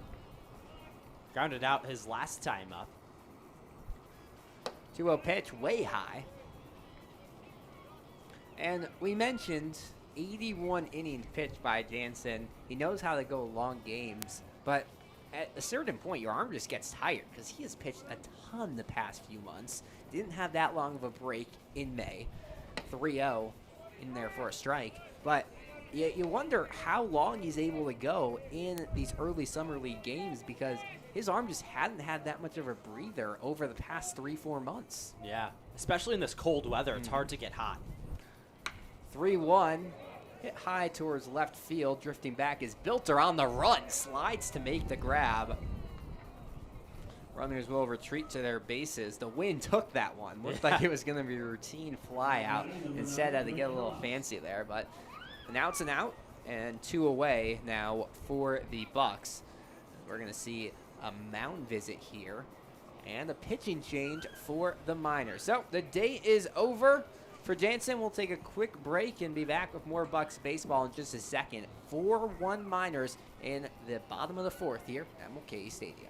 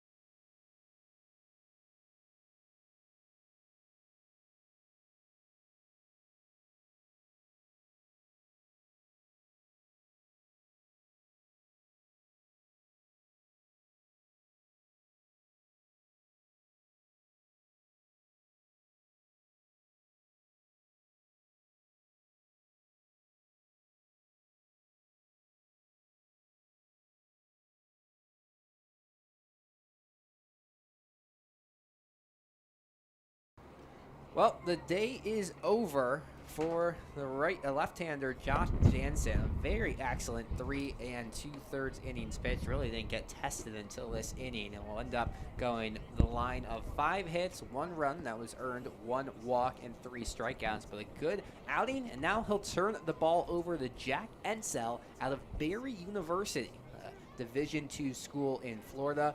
The right-hander pitched 27 innings this spring, gave up 34 hits, but had a 2-2 record, 7.33 ERA. So up and down spring for Jack Ensel, but got his innings in. That's all you can ask for, especially as an underclassman. And now the Jacksonville, Florida native comes in kind of a tight pitch. 2 runners on first and second base, but he does have that 2-out hole to kind of work with here for the Miners. Yeah, and Grant Haas with a big opportunity to bring another run in here. The 9-hitter playing at shortstop tonight. Waits the first pitch here from Ensel. Here it comes. That one poked foul to the right-hand side. Wonder if a couple of these players are happy to see the lefty out. You get to see a right-handed pitcher for the first time as a Buck. Ensel looks like he goes to about the low 90s from the mound from what we can gauge. Ensel's been dominant for a few years. This pitch misses high back in high school at St. John's Country Day. He was part of a top 20 nationally ranked high school team. They played a schedule all around the nation. Had a no-hitter as a junior, so he knows how to compete with top-level talent. And now trying to get an out here against Haas. Another pitch goes high, though. It's good patience here from the Central Arizona College sophomore. Yeah, Grant Haas has shown some good patience so far today and leaves that one upstairs. Look for something out over the plate here. Maybe poke it to right. 2-1 pitch. Hit towards right field. Drifting and making the grab is the right fielder McGee for out number 3. So 2 runners reach, 1 runner scores, but 2 are left on the base paths. It's 4-1 Miners as we head to the 5th here at Mulcahy Stadium. You're listening to Anchorage Bucs Baseball.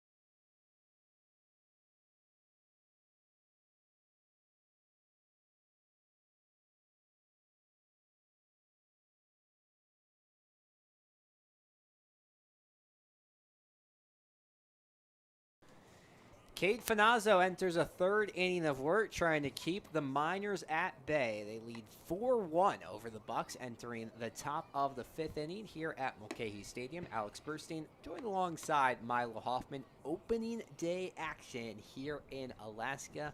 A storied summer baseball league, and seeing the stars of tomorrow here tonight. And anyone really stood out for you for the Bucs here through the first few innings, Milo? Oh, well, I said his name in the beginning. Taurus Murray with that big double looked really good. Cape Finazzo's looked good on the bump here. And Alex Sanchez with a nice RBI hit to bring home the Bucs' lone run. He's looked good. Hasn't gotten much action at third. Let's see if that changes here in this inning. But those errors really stuck out to me as the reason, obviously, the main reason the Bucs are losing right now. But if they can clean that up, they've had traffic. First pitch hammered towards left field, but will drift foul by Carter Jeffrey. You can just tell by his imposing presence in the righty's batter's box that he could easily turn one and out of Mulcahy Stadium here. Has a big bat in his hands. 0-1 pitch. Almost hit him there, but we'll go for a ball. Yeah, definitely not lacking any pop from Jeffrey.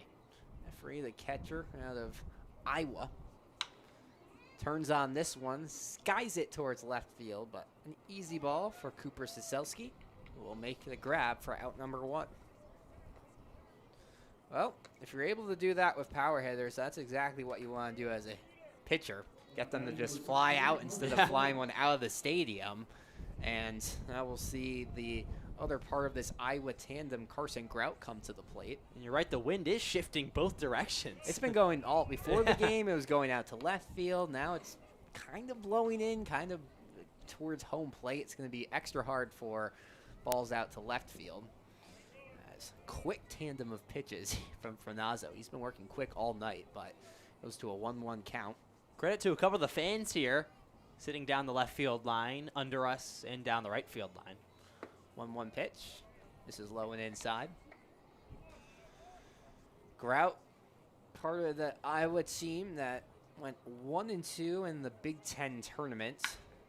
As he hits this one high towards center field. Murray goes back, then comes in, and makes the grab for out number 2. Pair of flyouts gets things going here in the top of the 5th.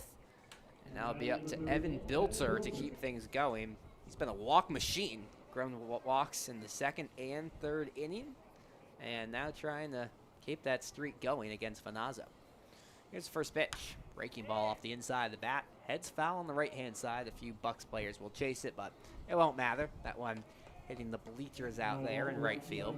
It's exactly what you want, though, for Finazzo. Get the boys back with the bats for the Bucs. That was a lot of bees right there. But Cape Finazzo working quickly as the wind gusts over his jersey. But this is exactly what you look for as a Buck fan, trying to start a rally on the offensive side. 0-1 pitch, clubbed towards right field, drifting foul and go out of play. That wind is just picking up the ball no matter where it goes. Yeah, and it's almost like it never lands where it's actually supposed to land. You got to anticipate if you're a fielder, which they have done pretty well out here. I will say the outfielders have all looked very solid despite the wind gusts from right to left, left to right. I mean, you even saw that ball out to Murray in center field. He had to go back and then in. This one grounded towards third. Sanchez gets it and goes across the diamond in time. Milo said Sanchez didn't have any play. They'll get him one there. It's a 1-2-3 inning in the top of the 5th. 4-1. Miners lead the Bucs. We'll head to the bottom half. You're listening to Anchorage Bucs Baseball.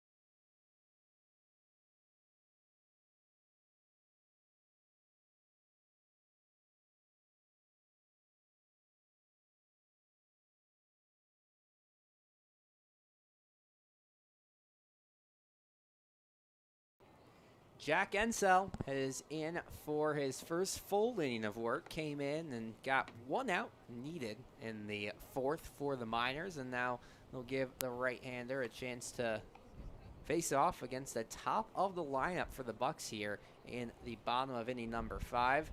Taurus Murray, Marcus Abalson, and Cooper Sisilski, the 3 due up. These are the top 3 guys in the lineup. Supposed to have some pop in the bat. We've seen some mixed results, and now we'll see if they can kind of settle into their roles here in the 5th. Yeah, you want the top of the lineup up when you're down, and this is exactly what the Bucs have here. Taurus Murray has a chance to get the Bucs started here, at least to get on, work a good count, maybe work a walk, use that speed, get into scoring position quickly so that the guys behind him, the big bashers, can get it done. Murray, the lone extra base hit of the day for the Bucs, a double in the 3rd.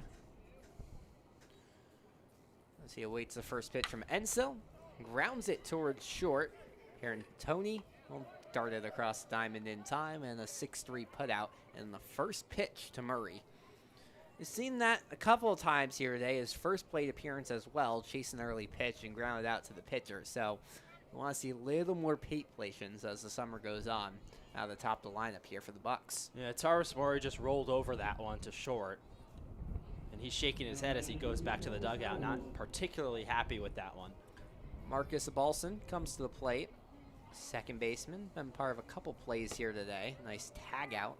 A runner caught stealing earlier this evening.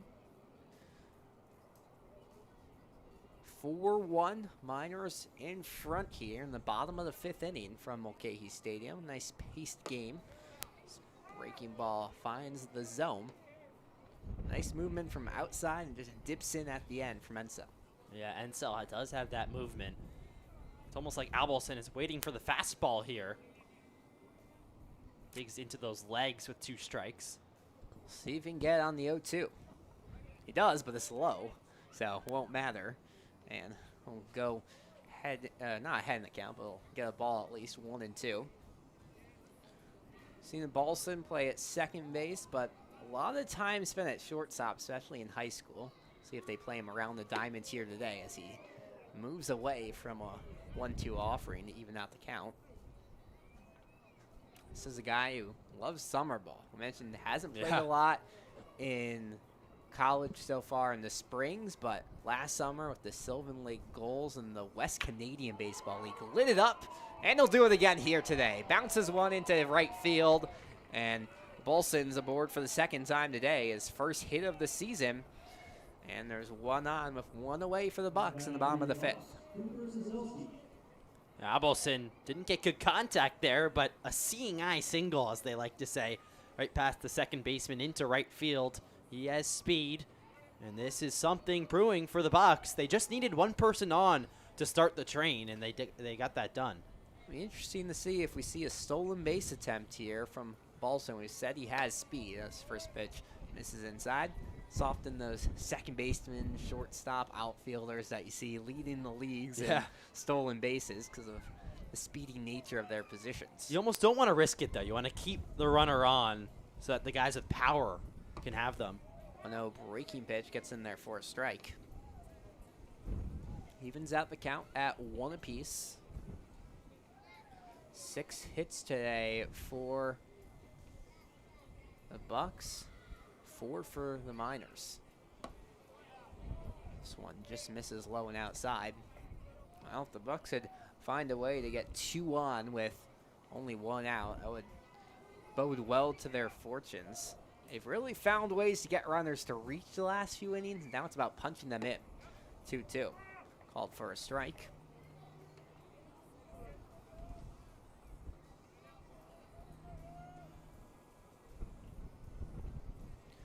Zasowski, we mentioned, recent commit to Southeastern, where he'll be playing baseball next year. Runner takes a hit and run. It's bounced back to the pitcher, and they'll get the runner at first, but at least it advances Balson to second. So a little 1-3 putout for Zasowski, but at least as terms of hit and runs go, let's get the job done of advancing your run. Yeah, but with 2 outs, it doesn't mean as much, but it's still A runner in scoring position for Bantam. Any run here, still in the 5th inning, so a lot of time to seep into this lead.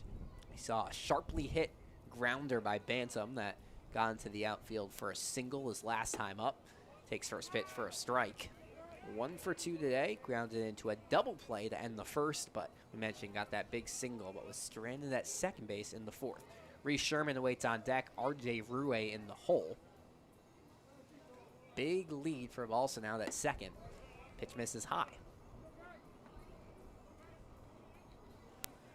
Well, Bantam's the guy we talked about, has that outfield power, and with a speedy player at second, you get this one towards the middle of the outfield, maybe, for it to drop. You could easily see a run score. Definitely. 1-1. Down the first base line, just goes foul. He turns those hips so fast. He's smiling after that swing. It looked like a good swing. It looked like a vicious hack from Bantam. He definitely wants to see one go into the gap. Looking to go to that right side of the field. A lot of space out there in the gaps. Center fielder playing slightly to the right. He's a guy you wouldn't be surprised to see a few homers out of, but he's mainly put his power in the grounders here so far today. Bouncing off this turf at Mulcahy Stadium. Big lead over at second base, the 1-2 pitch. Misses low, gets away from the catcher Erickson, but he stumbles. Luckily, his cleats hit that one, so it didn't go too far, and evens out the count at 2 apiece.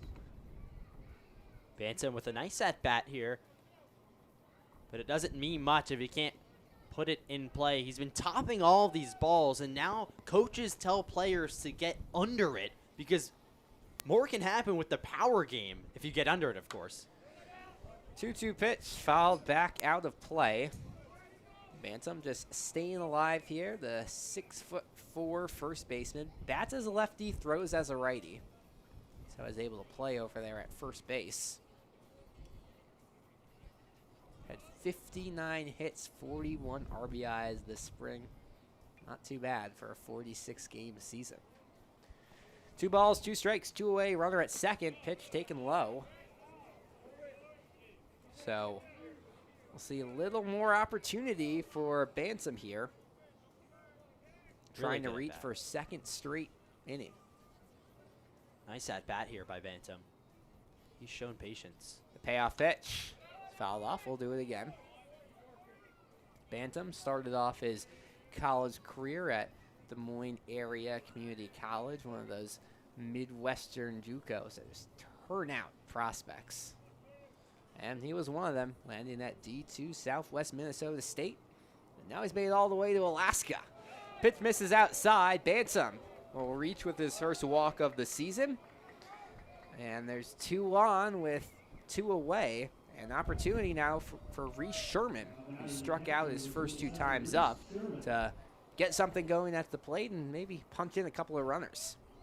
Reese Sherman, another opportunity. Bucs have not lacked players on the base paths, and it looks like we'll have a meeting at the mound here for the Miners. Yeah, there's a lot of players out there in the bullpen, but no one quite coming over, so it looks like this is going to be just a quick mound visit, try to settle down Ensel on the mound, who has had a solid start to his outing. We mentioned had that line out to end the 4th, and now is giving up a single and a walk, but has that big 2 under the out on the scoreboard. He just needs one play to go his way to get out of this inning unscathed. And Reese Sherman has struck out twice today as well, so maybe the right player at the dish for the Miners, but Sherman looks to turn the script here, come up with a big hit. It'll be interesting to see how he attacks this with a speedy guy at second base. You're a righty. The best possible hit here is to kind of poke it into right field, go oppo. But I think he'll take any hit, Alex. He will take any hit. He will take would be any a positive. Hit. For his first hit of the college season. Had some big ones this spring as he'll throw down the second base, not in time. That shows you how big of a lead Balson has out there in second. That was a catcher throwing down to second base, and it was still a close play. Yeah, Balson's aggressive on the base paths. We can already tell. 1 ball, no strikes on the righty Sherman. This is outside. Looks like there's a bit hook There's a bit of a hook now from Ensel. His right arm is flinging over and flailing over his left leg, and he's pulling these fastballs away from the righties. Work so far. 2-0 pitch. In there for a strike, even though Erickson couldn't get his full glove on it. Sherman showed some pop of the bat this spring. Had a few home runs, 5 of them, including one in the West Coast Conference tournament. Lost to St. Mary's. 2-1 pitch. Take that all the way for a strike. Hit 231 and 26 starts. A lot of very capable catchers on this squad, but Sherman, who's already been an everyday starter at the D1 level, gets the opening day nod. 2-2. Check swing. They say he went for it. Strikeout ends the inning for the Bucs, once again stranding 2 runners on the base pass. We will head to inning number 6. It's the Miners 4, the Bucs 1 here on the Anchorage Bucs YouTube channel.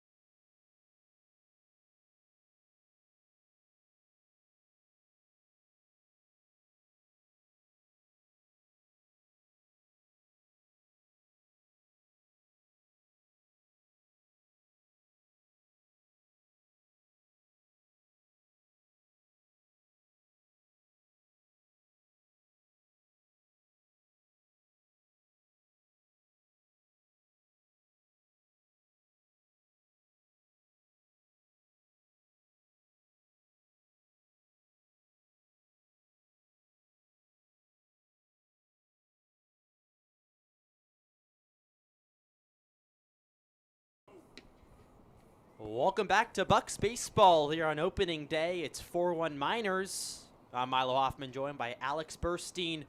Another pitching change for the Bucs. Now it's John Witt out of Paradise Valley Community College from Phoenix, Arizona. Boasted an ERA just over 6 last season. Looking to pick up some reps here in the ABL. A big righty on the bump. Greg Pierantoni will lead off this inning for the Miners. Witt set at the chest, kicks and deals, swung on and fouled right side, and it's 0-1. Yeah, an impressive outing from Cade Finazzo. Didn't get any strikeouts, but was able to hold them to just 1 run and 1 hit. Had that impressive 1-2-3 fifth. So certainly a reliever the Bucs can rely on. Now seeing if the same can be said about Witt. Witt's pitch is up and in, and it's 1-1 the count. Yeah, I thought Finazzo looked very good. I thought he looked impressive, especially got that quick call. I don't know if that was the plan for such a quick hook on RJ Rue, but he looked good. Here's Witt's 1-1. It's fouled back right side, and it's 1-2 on Pierantoni. It's all about just figuring out your pitchers in this new environment. Obviously, head coach Joe Silva is seeing these guys, but not in person much.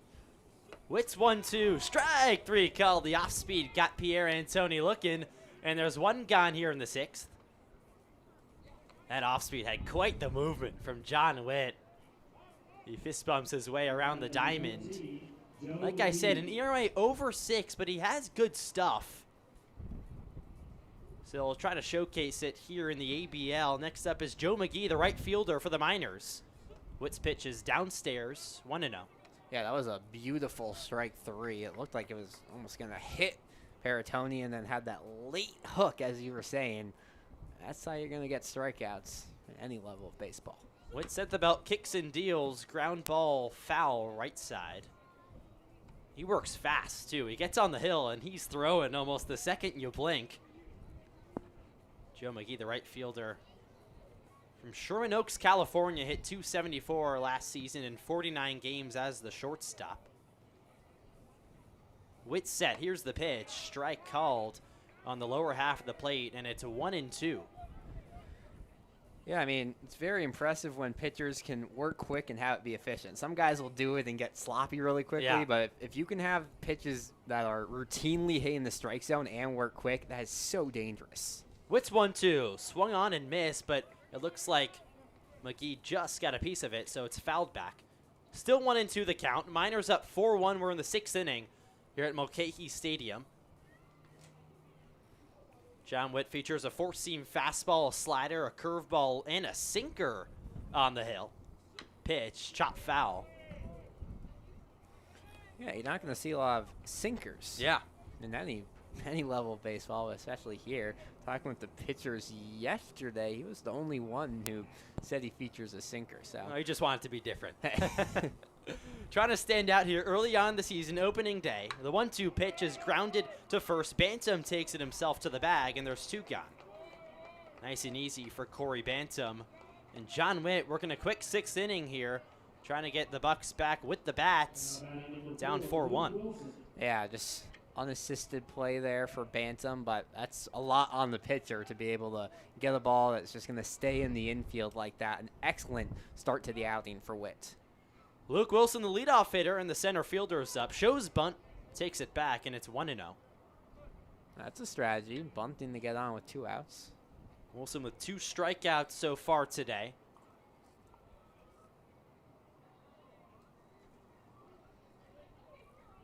Witt set at the letters. Hobbles that front foot a couple times and deals inside. And it's 2-0. Wilson hit 1 homer this past season, so not a power guy, as you would normally expect from the leadoff man, but bat .388. The 2-0 is grounded to second. Abelson fields and fires in time to Bantam, and that's a quick 1-2-3 inning for John Witt. His first outing on the bump for the Bucs goes swellingly. We'll go to the bottom half of the 6th. It's still 4-1 Miners on the Anchorage Bucs YouTube channel. Don't go anywhere.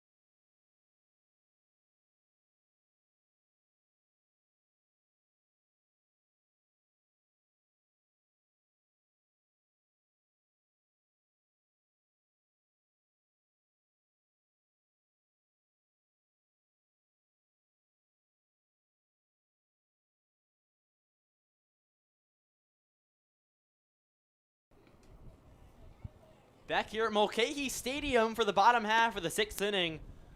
Bucs down 4-1, and it's R.J. Rouet who's going to lead us off, trying to start a rally for the Bucs. Fans still in their seats, sorry. Not on their feet. A lot of them sitting down, but they will be on their feet if R.J. Rouet can get something started here in the 6th inning. 6 hits on the day for the Bucs, actually leading the Miners 6-4 in that category. And Sell still on the hill for the Miners. Ready for the offering. Kick and deals, fouled right back by Rouet, and it's 0-1. Yeah, and I think the big thing for the Bucs this inning is if you get runners on, find a way to get them to score, because in the past few innings they've had 5 or 6 runners left on the base pass. Not a recipe for winning ball games. And Sell set at the chest, and his pitch is just outside. He liked it. Umpire didn't. 1-1's the count on RJ Rouet. That's as good of a ball as you're going to see. Yeah, or a good take for RJ Rouet. He's ready for the 1-1 pitch. Strike called on the outside corner. There you go. He got the call there. So it's 1-2 on Rouet.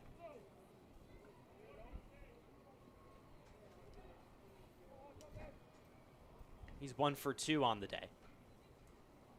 The 1-2 pitch. Check swing. Did he go? No, he didn't. And so the count's 2-2 on Rouet from the left side. Couple of lucky breaks here. We had that ball that looked like a strike. That one very close to going around, but he'll take it. He'll take it. The wind gusts pick up here at Mulcahy Stadium. Ensel set the belt. Here's the 2-2. Swung on and grounded to first. Foul. Just barely. Carter Eberhard gave it a look. So it's still 2-2 on Rouet. We saw him have that nice single his last time out, and I think that's the loudest the dugout has gone for the Bucs today. They're rooting for their newly crowned two-way player, RJ Rouet, to get some hits. They want to cheer again, but they won't do so here. Rouet swings through an off-speed. It's a strikeout for Ensel, and it's the first out of the inning for the Miners. Alex Sanchez now up to the plate. He had the RBI single that gave the Bucs their only run. Alex Sanchez. Third base today. Had a nice play on the field, too, after we were saying he didn't get any action. Well, he did once I said that. Announcers jinx. Announcers jinx for sure. Pitch outside.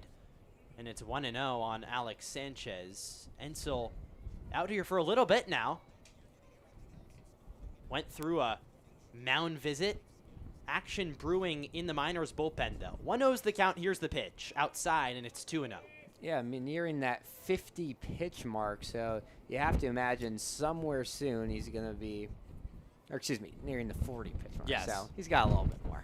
Austin Gamel on deck, 2-0's the count, and it's 3-0 after an off-speed missed outside. So Alex Sanchez tries to work his way on here. We're in the 6th inning. It's 4-1 Miners at Mulcahy Stadium, opening day of the ABL. 3-0's the count.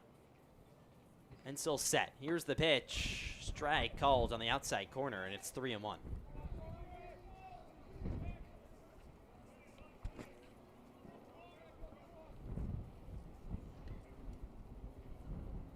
3-1 pitch. Outside, and that's a walk for Alex Sanchez. So the third baseman of the Bucs will go on board. He's a running threat as well. And Austin Gamel, the right fielder, is up with a runner on. Yeah, Sanchez quietly putting together a really nice day. We mentioned how that RBI single in the second. Now the walk here. He didn't get past first base that last time up, so now he's hoping he can do some good for himself on the base pass, not just everyone else. Maybe create some of his own offense, some of his own magic. Ensel rests at the belt. Runner goes. Throw down. It was a strike called, and the throw to second in time.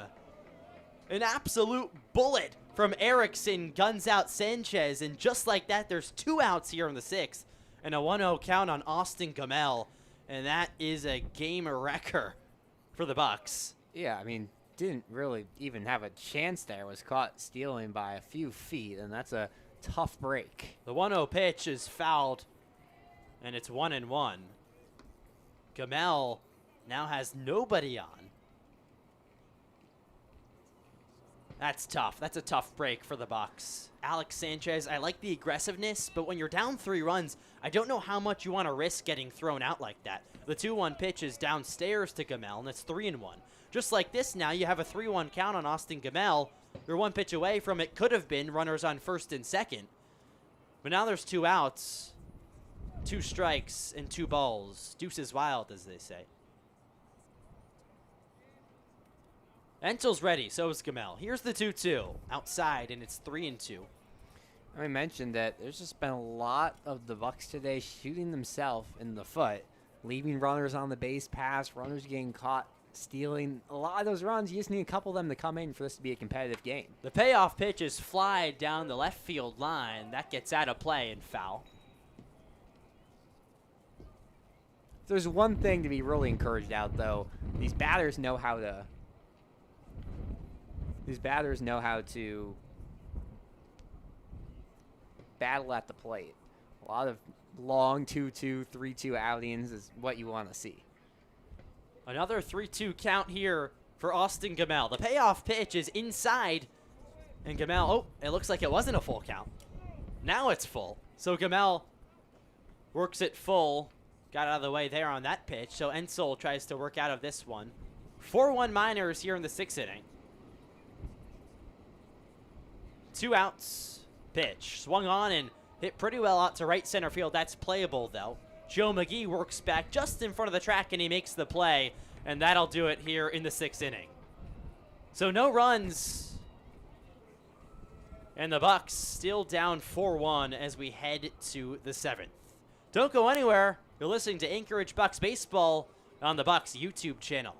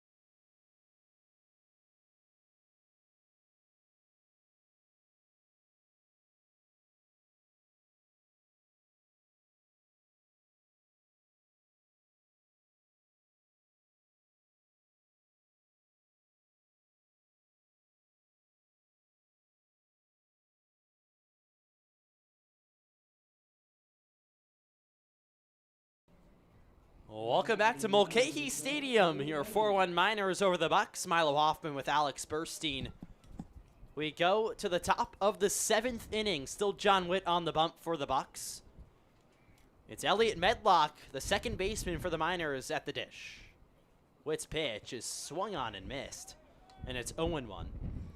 Yeah, I mean, Witt's by far had the best outing so far. You could almost say of any pitcher. Looked dominant in the 6th inning, 1-2-3, and trying to keep that going here in the 7th. 0-1's the count on Elliot Medlock. Pitch taken outside, and it's 1-1. It's been that movement that has really fooled batters. And it's not them swinging. It's just them looking at it and it finding the strike zone. Exactly, and when John Witt can establish that in the strike zone, it's so much more dangerous as opposed to just throwing it in the other batter's box. The 1-1 pitch is high flied, still in the infield. Abelson works under it, and he makes the grab. 1 gone here. So Ridge Erickson, now the catcher for the Miners, is up. And we just haven't seen any Bucs pitcher yet today other than Witt work with this efficiency. I mean, he's getting, you mentioned, working fast, but also getting these outs quickly. He played well this past season, going to Arkansas Tech next year and looking really good. Pitch is cut on and missed. Ridge Erickson hit 158 this season at BYU. The catcher played 15 games. 4-1 Miners here in the 7th inning. Witt set at the letters. Kicks and deals. Swung on and chop foul left side. Yeah, decent day offensively so far for Erickson. Had that single and got to second on air in the 1st, and then a line out to second in the 2nd inning and a walk to 4th, but eventually got out advancing the 2nd. So he's found ways to get on. He could use that here. They're looking to put some insurance up on the board. The Bucs are looming despite being down 4-1. Here's the 0-2. It's fouled right back, and they'll do it again. And that's the thing. They've seen some momentum the last couple innings for the Bucs. You feel like they just need one big at-bat to put it all together. Exactly. And that's why you want more than a 3-run lead if you're the Miners. So the count's 0-2 on Ridge Erickson, the catcher. Witt gets the sign. He's set. Here's the pitch. Swung on in line. Right back up the middle. Abelson shades over, but he can't make the play. And Erickson is safe at first on what should be another error for the Bucs. It was hit in sort of no man's land right towards the second base area. Couldn't come up with it, was Abelson. So a runner on first for the Miners, and that brings up Carter Ebhard, the first baseman. Yeah, that's a tough one because he was running towards it. That's a tough angle, backhanded play, but we'll mark it as an error, and that's the 4th error on the day. That's a tough one, like you said.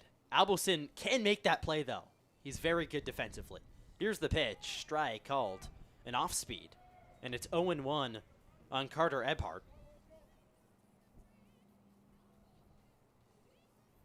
So a runner on first. And it's Ridge Erickson. Some speed over there. Pitch down low. And it's 1-1. You're saying the catcher got speed? He looks like he got speed. I don't know about you, but he's not that big catcher that some people expect to see. Don't be surprised, Alex, if he takes second here. Just kidding. I don't know. I'm going to bet against that one. The 1-1 from Witt's ready. And he takes off. Swing and a miss. Throw down to second is not in time. Well, looks like that. I won the bet. Would you look at that? Runner on second for the Miners. And right after I said the catcher, Erickson, would take off, well, he did just that. I'm impressed, Milo. 1-2's the count on Carter Ebhard, the first baseman. So a couple sluggers here in the heart of the lineup for the Miners. That's a good call by you. 1-2's the count. Witt wobbles that front leg. Now he's set. Checks on the runner at second. Deals down low. And it's 2-2. Eberhard with that big presence in the lefties batter's box has just been really hard to deal with here today for the Bucs. Already drawn 2 walks. And of Castro Valley, California, hit .250 in his collegiate season this past year. Chopped that one foul. And it's still 2-2. Witt works fast. We already talked about it. That's the pitcher you want on the bump when your team is down.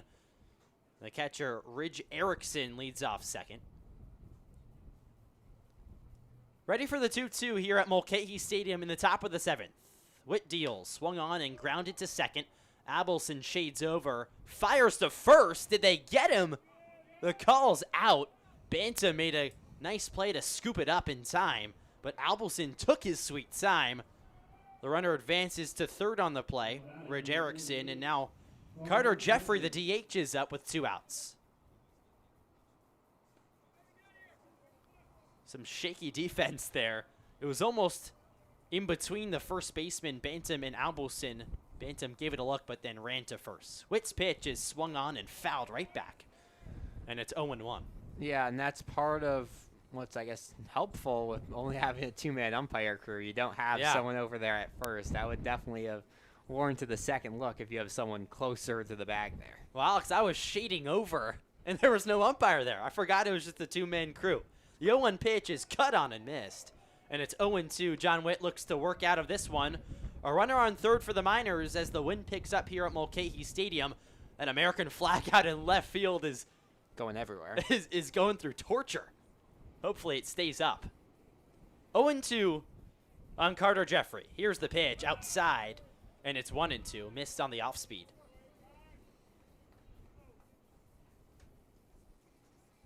The runner on third is Ridge Erickson, the catcher. Miners up 4-1 in the 7th. John Witt set at the belt. Here's the 1-2 pitch. Swung on and fouled right at home plate, and they'll do it again right off the foot of Carter Jeffrey, the DH. Yeah, that one's going to sting. Yeah, I think anything would sting today at Mulcahy Stadium and probably for the rest of the summer. That's what they signed up for, to play here in the ABL. Here's Jeffrey.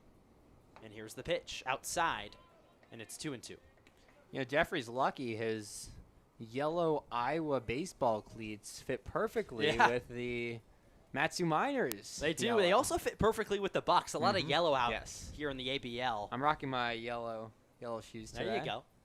The 2-2 pitch. Swung on and drilled to left field. Back goes Sosowski. He's looking up, and it's caught in front of the wall. That wind knocked that one down like a brick wall. And John Witt's happy about it. No runs given up here in the top of the 7th. Still 4-1 Miners. We go to the bottom half of the inning. Bucs coming to bat and trying to work a rally. Don't go anywhere. It's the Anchorage Bucs YouTube channel. We'll be right back.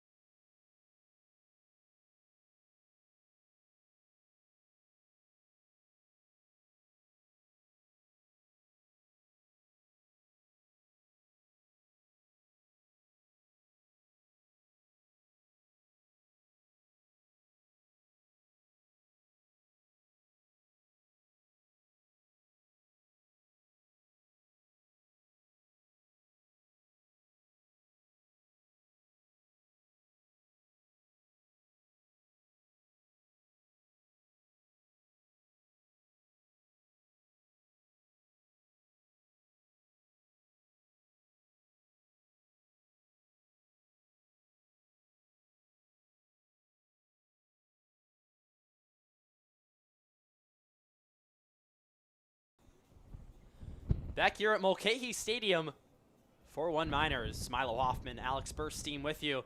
And Alex, this is a big chance for the Bucs to get something going against the new pitcher for the Miners, Cole Marthel-Joni. That's spelled Marthiljoahni. A lot of letters there.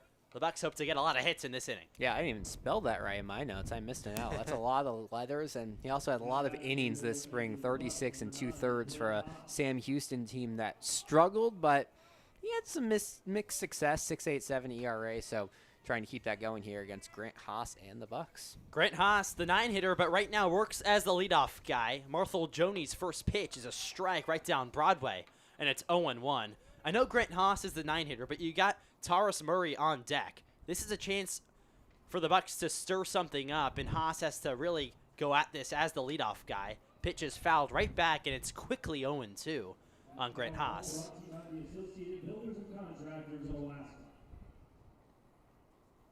Marthel-Joni sort of whips his arm around there. Big righty on the bump. Kicks and deals the 0-2 pitch, is lined to center field, and that'll bloop in for a base hit. Grant Haas is on with the leadoff single here in the 7th, and the Bucs have something going as the top of the order looms. Taurus Murray up. Yeah, that's a good-looking single. Use the wind to your advantage. Roped it towards center field. The wind took it. If there was no wind, center fielder Wilson might have a chance, but on a day like this, that is easily going to drop for a single. Cole Marthel-Joni out of Sam Houston pitched to a 6.87 ERA this last season. Pitches to Taurus Murray upstairs, and it's 1-0. Bucs trying to work a comeback. Grant Haas off first. I think they'll be a little bit more cautious here with the running game after Alex Sanchez was thrown out a couple innings ago. Haas off first. Marthel-Joni kicks and deals outside, and it's 2-0 on Taurus Murray. A little bit of a number change. Originally was supposed to wear 28, rocking the 4 that Joey Narat, who will be joining the Bucs in a few days, was originally supposed to wear. The 2-0 pitch from Marthel-Joni is cut on and missed, and it's 2-1 on Murray. I think number 4 fits a leadoff hitter a bit better than 28. I don't know about you, but a speedy guy like Taurus Murray rocking one of those low-digit numbers. He does a couple practice check swings. Haas off first. 2-1's the count. Here's the pitch, and it's downstairs. 3-1 on Taurus Murray. This is good to see him with some plate patience. Had that first pitch ground out in the 5th, an early pitch ground out in the 1st. Obviously had that double, but if he could work a walk here, that would be big. No outs. Marthel Joni had 20 walks this past season in 36 innings. The 3-1 pitch is swung on and slice foul down the right field line. That's out of play.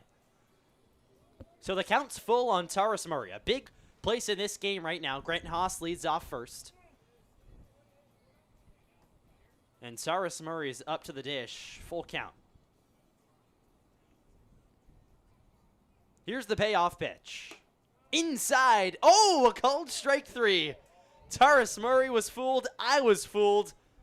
And Marthel Joni has his first strikeout. It's looking. And that brings up Albelson, the number 2 hitter for the Bucs. Yeah, he was shaking his head after that one. It really could go either way. I mean, it looked like it was a little too far inside, but that's a tough break for the Bucs there. Marquez Albelson now with Grant Haas off first. Bucs down 4-1 here in the 7th inning. Pitch is a strike right down the middle, and it's 0-1. Yeah, we've seen these first pitch strikes out of Marthel Joni, and obviously that gets you a whole lot of confidence. So if he keeps on doing that, that bodes well for him this summer. Marquez Albelson voted the 6th best shortstop out of Washington in high school. Check back to first. Haas is back safely. 45th overall player out of Washington. This is courtesy of Perfect Game, the scouting that all the high school players go through in their processes to getting scouted by colleges. Here's the 0-1 to Albelson. It's outside, and it's 1-1. So Taurus Murray just striked out looking. It was a fastball inside. Could have gone either way. There was 1 out here in the 7th. Bucs trying to work a rally. Here's the pitch. Swung on and fouled. And it's 1-2.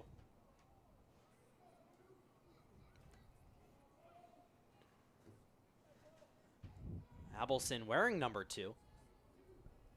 Hit .335 in the Western Canadian Baseball League last season. We already talked about his success in summer ball. Didn't play too much at Gonzaga, and he's in the transfer portal. Here's the pitch. Just outside, and it's 2-2. He's working his way around in Washington, and then goes to Western Canada. Now he's almost completed the loop with Alaska. A big giant circle for Marquez Albelson. Bucs trying to get something going here on the offensive side. 2-2's the count. Marthel Joni set at the belt. Kicks and deals, swinging a foul ball right back. Albelson battling up there, and it's still 2-2. On deck is Cooper Siselski, the left fielder. The heart of the lineup. He's the 3-hitter for the Bucs. Haas leads off first. Siselski's ready for the 2-2. Here's the pitch. Swung on and slice foul down the left field line. Out of play. Albelson takes a lap around the base, around the plate.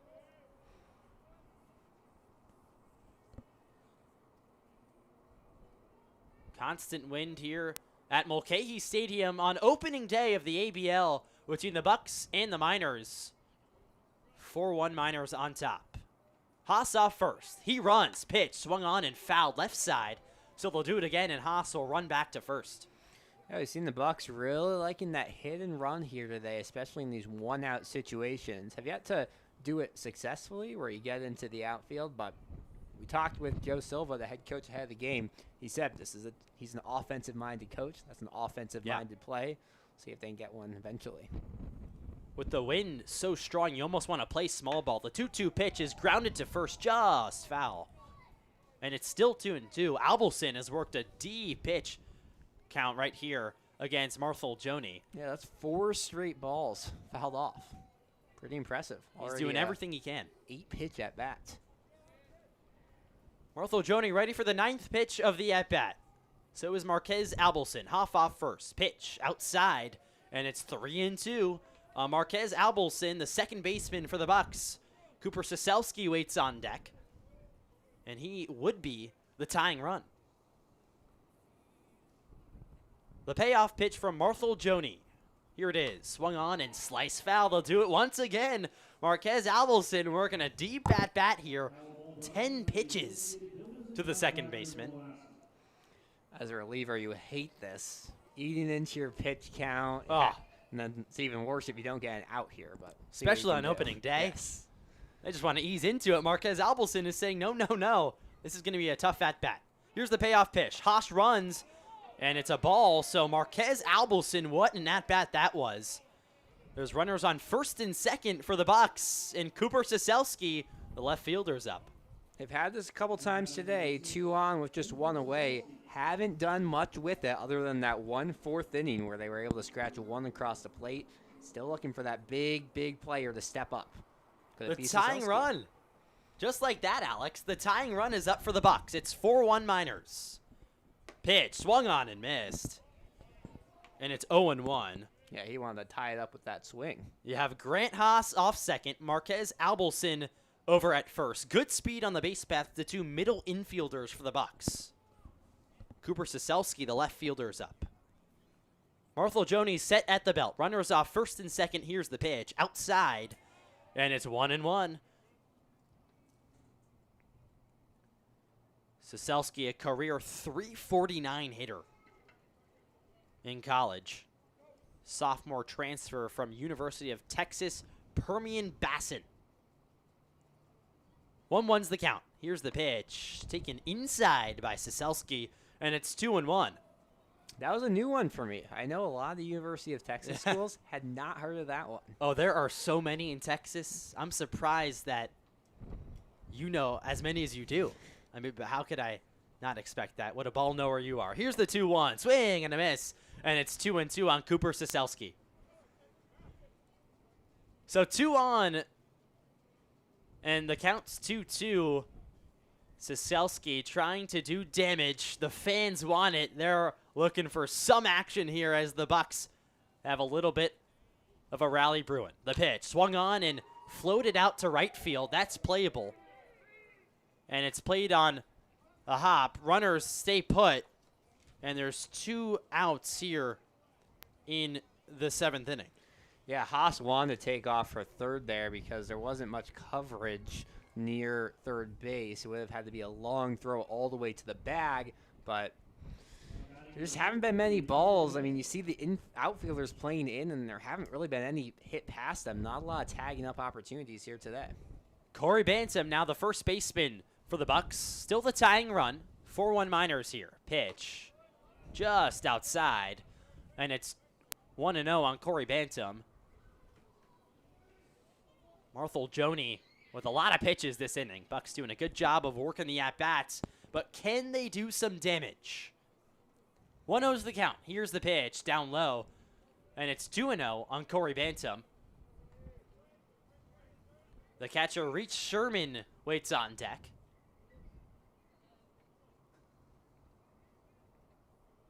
Still Albelson off first. Grant Haas off second. Bantam at the ditch. Pitch is grounded through the right side and in for a base hit. Haas rounds third. The right fielder bobbles it, and Grant Haas is in safely. It's an RBI single for Corey Bantam, and it's 4-2 Miners here in the 7th. Marquez Albelson advanced to third on the play. A big hit for Corey Bantam, his 2nd of the day. He's looked good from that left batter's box, the first baseman for the Bucs, and now Reese Sherman up the winning run with runners on first and third. Well, that's just a perfectly placed ball. Second time he's done that through the right side gap. We mentioned it. He looks like a guy who'd be hitting liners, fly balls, but today he's just getting ground contact, putting it in the right places, and it's a brand new ball game here. Reese Sherman at the dish. Runners on first and third. Pitch is taken upstairs, and it's 1-0. Corey Bantam claps his hands over there at first. He got hype after that hit, trying to fire up his Bucs dugout. Bullpen getting active over there for the Miners. Marthel Joni set at the belt. Here's Reese Sherman. Pitch taken inside, and it's 2-0. Albelson had to put on the brakes as he came around third. Joe Silva, the third base coach and the head coach, said, no, you're not coming around on this one. The right fielder, Joe McGee, bobbled it, so he thought he might have a chance. 2-0's the count. Here it is, swung on and grounded to short. Greg Peppertoni fires to second for the quick out, and that'll do it here in the 7th, but the Bucs get a run and cut the lead to 4-2 Miners. It's a close one here on opening day between the Bucs and Miners. You're listening to it on the Anchorage Bucs YouTube channel. Don't go anywhere. We'll be right back.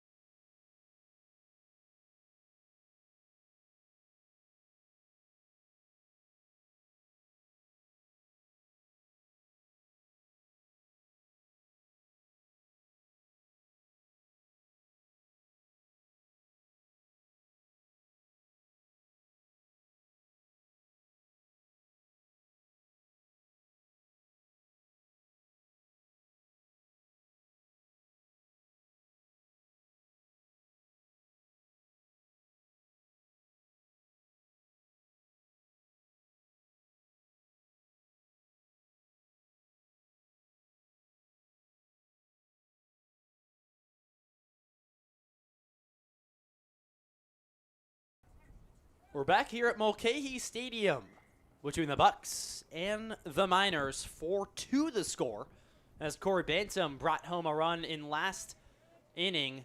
It was an RBI single. He has 2 hits on the day. And it's a new pitcher for the Bucs, Eli Lipinski, out of Paradise Valley Community College. Stands at 6 feet tall. Played for Anchorage in the past, actually. Spent last season with the Bucs. Alrighty on the hill. Features a cutter, a curveball, a changeup, and a four-seam fastball.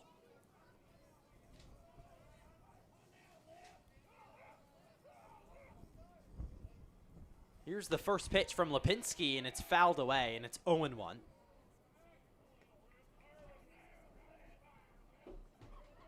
4-2 the score between the Bucs and the Miners. Lipinski set at the belt. Here's the kick and deal way outside, and it's 1-1.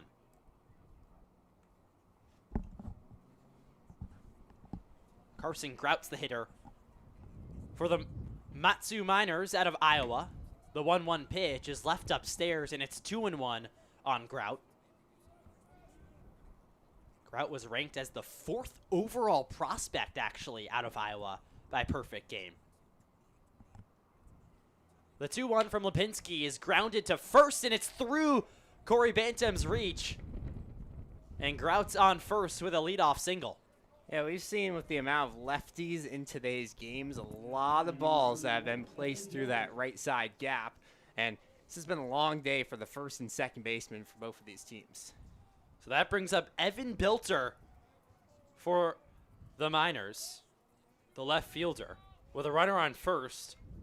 Lipinski works out of the stretch, checks on the runner at first, and deals. Swung on and lined right back to center field. Drifting back as Murray makes the catch. And there's one gone here in the 8th inning. That's one of the better placed balls we've seen all day, actually, from a player, just distance-wise, but a good job by Murray to get there.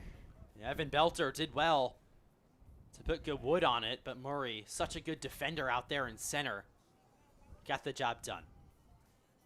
Greg Pierantoni, the shortstop now for the Matsu Miners, is up. Here's the pitch, and it's a strike on the outside corner, and it's 0-1. Yeah, Lipinski, not a lot of speed on that pitch, but he's shown he knows how to place him in the zone, and that's what you want to see out of a pitcher. Lipinski goes back to first, checks on the runner, and he's back safely. Carson Grout, the third baseman, over at first. There's been a lot of running today, I will say, even when you least expect it. So Eli Lipinski doing all he can to keep Grout comfortable at first. Here's the pitch, swung on in line to right center field, just over the reach of Albusin, and that's a single for Greg Pierantoni. And the runner, Carson Grout, goes from first to third on the play. Albusin's glove almost slowed it down, so the right fielder, Gamel, had a tough time getting to it. So it's first and third for the Miners here in the 8th inning, and just one out. Yeah, you often say a glove was inches away from making a great play.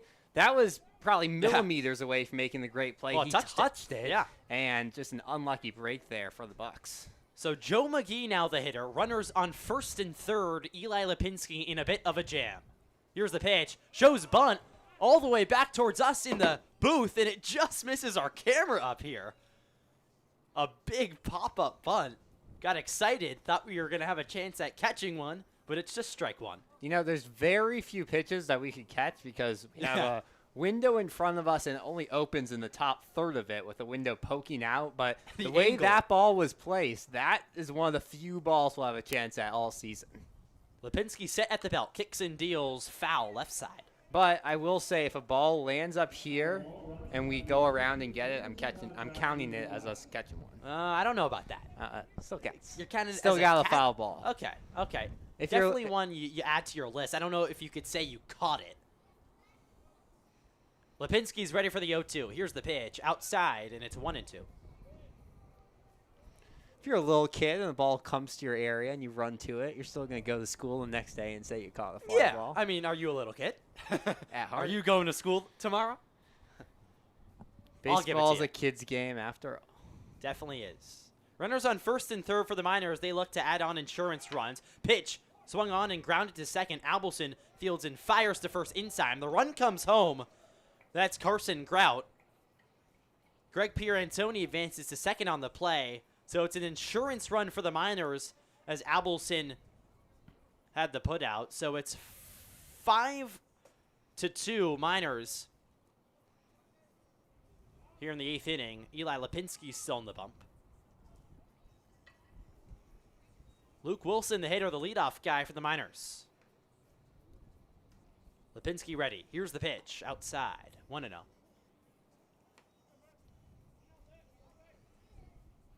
Not what you want for the Bucs after gaining some momentum. Corey Bantam had his RBI single, but just like that, the Miners make up for it. Here's the pitch from Lipinski. Cut on and missed. And it's 0-2. So 0-2 the count on Luke Wilson, the leadoff hitter for the Miners. It's 5-2 Matsu here on opening day. Lipinski tries to work out of this inning. Pitch outside, and it's 1-2.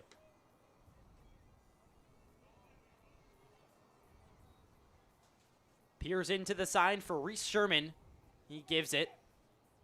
Pretty straight away defense for the Bucs. Taurus Murray, the center fielder, drifted a bit towards the right side of the second base back. Pitch swung on and fouled right back. And it's still 1-2 on Luke Wilson, sorry. There's a Luke Taylor on the Bucs side of things. That's a big spot with 2 away to try to get out of this inning before the rest of the top of the lineup comes up. But either way, it's going to be a strong hitters in the 9th for the Miners. Lipinski's pitch missed outside. So 2-2 on Luke Wilson. Hails from Irvine, California. Not too far from here, I guess, although everything is kind of far from here. 2-2, pitch. Missed. It was 3-2, actually, it looked like. So Luke Wilson will go to first with a walk. So first and second for the Miners now. Eli Lipinski working himself into a bit of trouble as Elliot Medlock comes to the dish. Freshman out of Bryant University. 5-2 the score. Lipinski needs to work out of this cleanly if the Bucs want any chance at coming back into this one. It seems like there's not going to be too many more offensive runs. Pitch just outside, and it's 1-0.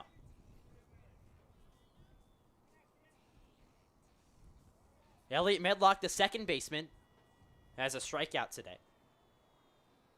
1 ball and no strikes. Runners off first and second. Pitch is fouled right side, way out of play.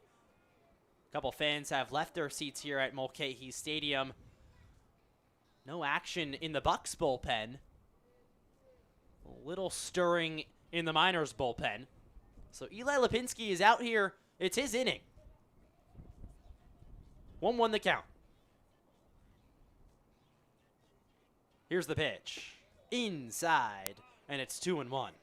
Yeah, I mean, if you're the Bucks, game 1 of the season, you really don't want to use more than 4 arms. The silver lining for Anchorage is after tomorrow's game, it's a home and home, you got all the way until Sunday to rest. So you don't have to worry too much about pitchers' rest in this series. The 2-1 pitch just misses outside, and it's 3-1. You talk about that big break off. It's very weird to start the season, play a home and away series to start, and then just like that, you're almost on spring break. It seems like players have to stay in shape during that time, especially this early in the season. 3-1's the count. Here it is, and it's outside, and it's a walk for Elliot Medlock.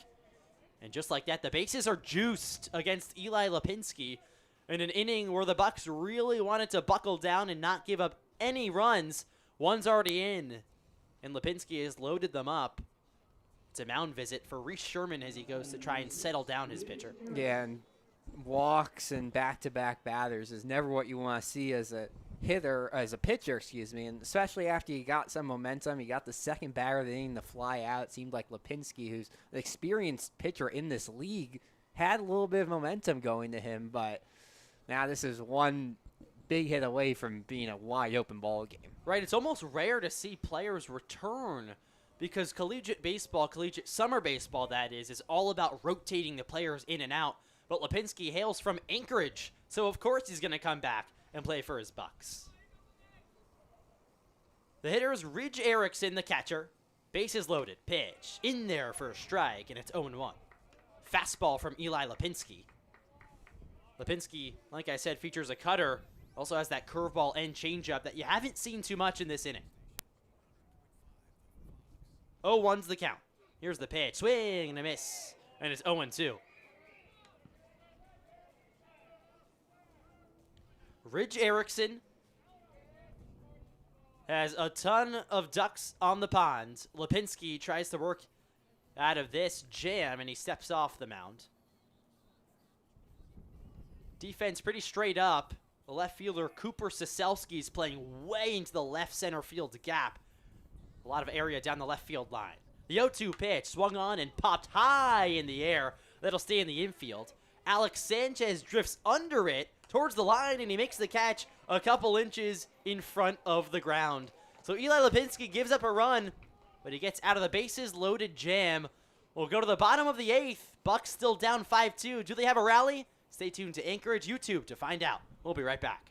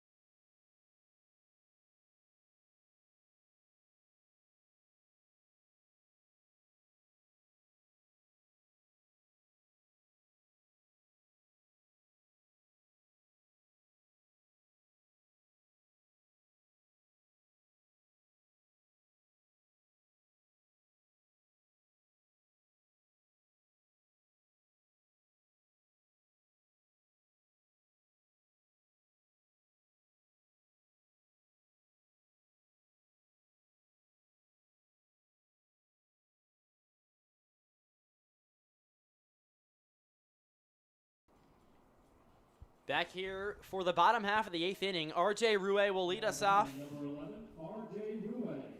The pitcher who started the game would be in line for the loss if the game were to continue out like this.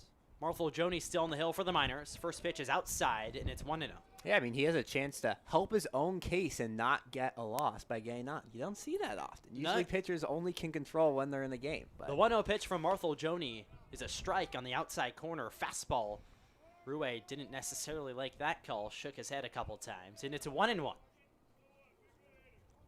5-2 the score between the Miners and the Bucs. Here's the pitch.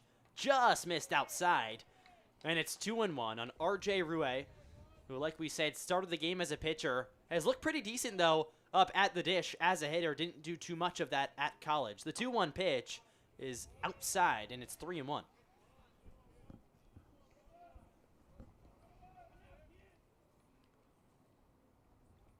Marthel Joni kicks and deals. Here's the 3-1. Swung on and fouled left side.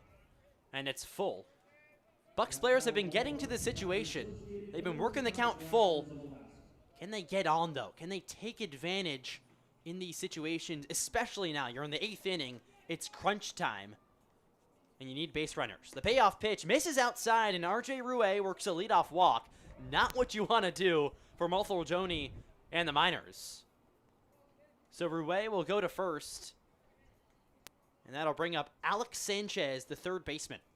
Yeah, I mean, that's been the frustrating thing for the Bucs is they have gotten runners on almost every single inning other than the second. But they've only scored in 2 of them, and they've never had a multi-run inning. Got to punch those runners in. Pitch misses high and inside, and it's 1-0 to Alex Sanchez. Austin Gamel on deck, the right fielder.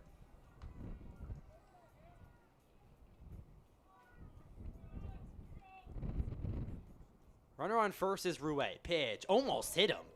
Alex Sanchez needs to get out of the way, and here's a mound visit for Marthel Joni, who looks a little bit flattered here in the bottom of the 8th. Worked a pretty good last inning. And Alex Sanchez tries to do what he already did in this game, a base knock. He brought in a score. Yeah, it's most likely we're going to see who the who the Miners want their closer to be, as they're setting this up right now. Probably 2 innings out of Marthel Joni, and then have someone in to close the 9th. So it'll be very interesting to see some early season strategy out of these Miners. It's all unfolding in front of our eyes. Teams trying to figure out who goes where, what goes what. Pitch from Marthel Joni catches the outside corner, and it's 1-1. Tries to settle in after that mound visit from his catcher, Ridge Erickson. Set at the belt. Here's the pitch. Misses inside. And it's 3-1 on Alex Sanchez. So 1 pitch away from working a walk and bringing, once again, the tying run to the dish. RJ Rouet off first. Marthel Joni ready for the 3-1 pitch. Cut on and missed. And it's full. Yeah, that had to be a really good pitch for Sanchez to swing at it, and then he really wanted that one, a big swing, but some late outside movement helped out Marthel Joni's case there. Pitch swung on and fly to right field. Back goes Joe McGee. He has space just in foul territory, makes the catch. Rouet tags from first, and he's into second safely. So heads up base running from RJ Rouet. That ball was hit into deep foul territory, almost in the bullpen of the Miners. So it would have been a tough throw from McGee. Good base running from Rouet, and there's a runner in scoring position for the Bucs. Yeah, and that right fielder McGee's not playing super close to the line. Got some good speed out there. We mentioned the wind has been blowing kind of from left field all day long, so it's drifting the ball out that direction as well. It's a very impressive stop. Pitch to Gamel, taken outside, and it's 1-0 on Austin Gamel. Kudos to Rouet as well, though. Good base running out of a pitcher. That's something you definitely do not expect. Well, he's an athlete. If you're pitching and hitting, you're an athlete. You know what you're doing. Marthel Joni sets and deals. Pitch way inside, and here goes Rouet again from second to third. He's working his way all around the bases. Advanced from first to second on that fly out, and now the wild pitch. So a runner on third for the Bucs with less than 2 outs. Gamel tries to get him home.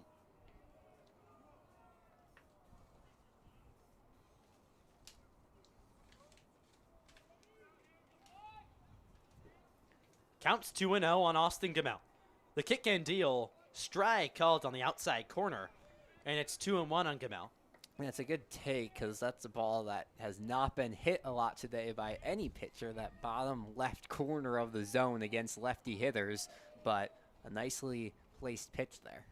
Marthel Joni ready for the 2-1, a big spot in this game. Here's the pitch, outside, and it's 3-1 on Gamel. Just like I said, that same area has a perfectly placed pitch, and the next one he's a few inches off, so that's how hard that zone has been here tonight. Grant Haas looms on deck, the shortstop. Counts 3-1 on Gamel. Rouet leads off third. Pitch down low, and Austin Gamel works a walk. So just like that, the tying run is up to the dish again for the Anchorage Bucs, and it's Grant Haas. Number 9, Grant Haas. And here comes out the Miners coach. And it looks like they're going to make a call to the bullpen. I believe so. We'll see what they do, and yes. So that'll be it for Marthel Joni here in the 8th inning. Runners on first and third for the Bucs. We're going to take a quick break. We'll figure out who the pitcher for the Miners is on the other side. Don't go anywhere. It's the Anchorage Bucs YouTube network. We'll be right back.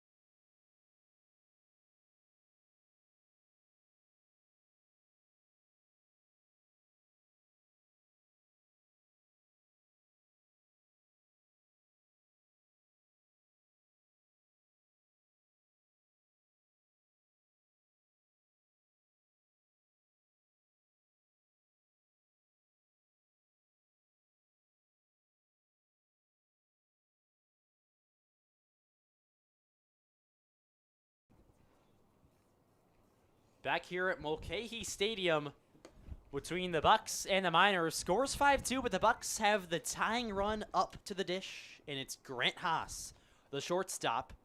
A new pitcher on the hill for the Miners. It's Grayson Chappelle. Stands at 6 foot 8 feet tall. 6'8", that is. That is a tough matchup for anyone. Ranked the 12th overall player out of Kansas. Plays for Paris Junior College. Big righty. Just finished up his sophomore season for collegiate baseball. And Grant Haas goes to the dish. Big spot in this game for the Bucs. Yeah, this is going to be a very hard couple batters because you have Haas, who's already reached and scored today, and then topped the lineup. So a tough task with runners in the corners.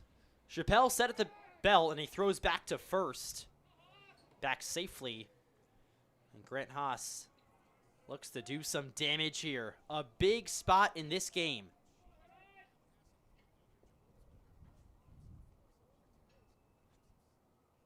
Set at the belt is Chappelle. Here's the pitch. Swung on and chopped down the third baseline. Just foul. And the count's 0-1 on Grant Haas. It's Gamel off first base. And RJ Rouet has worked his way all the way around the bases. Tagged up from first to second on a flyout. And then advanced to third on a wild pitch. Haas at the dish. Ready for Chappelle's 0-1. And he throws back to first. Checks on Gamel. He's got a speedy move over there to first base. There'll be a couple guys this summer picked off by him. Developed his game over this past year at Paris Junior College. Only a few appearances there, but you can tell he's a very good pitcher. 0-1's the count. Bounces it up, And RJ Rouet will work his way from first, second, third, and come home. 5-3 the score between the Bucs and the Miners. Rouet, the definition of creating a run. You said it, Alex. He tries to help out his own cause. Well, he did just that. A wild pitch for Chappelle, and it's 5-3 the score. Gamel advanced to second on the play as well. Big spot in this one. Haas ready for the 1-1. So is Chappelle. Checks on Gamel at second. Feel like I'm rhyming up here. Here's the pitch, right down the middle, and it's 1-2. So the Bucs not going away. On opening day between the Miners and Anchorage, you like to see this fight, especially so early in the season. Chappelle set at the belt, bounces another one up there, and it's 2-2. Yeah, he has the speed. Now it's about not having it hit the ground before it reaches home plate. Already has that one wild pitch. Another one would be disastrous for this Miner squad. And the bullpen's empty. They're trusting him right now. This is his inning to work with. Obviously, didn't start this inning. Counts 2-2 on Grant Haas. Kick and deal, swung on and grounded right back to Chappelle. He fires to first, a little shovel toss in time. So 2 gone here in the 8th inning. Gamel advanced to third on the play. So now it's Taurus Murray up to the dish. 2 outs. Murray the leadoff hitter for the Bucs. Now batting for the Bucs, Taurus Murray. Yeah, these two both products of the Texas junior college system. Their two teams played each other this past spring, so familiar with each other's game. Here's the pitch to Murray. Works inside, and it's 1-0 the count. Gamel at third. A little bit of sun peering over the clouds here at Mulcahy Stadium. The wind still blowing like none other. All Taurus Murray wants to do is put this ball in play and come up with an RBI hit. 1-0's the count. Here's the pitch. Taken for a strike right down the middle, and it's 1-1. Murray with a hit earlier today. A double down the left field line. Showed off his speed. Made a couple plays in center field. Counts 1-1 with Gamel at third. Here's the pitch. Taken inside, and it's 2-1.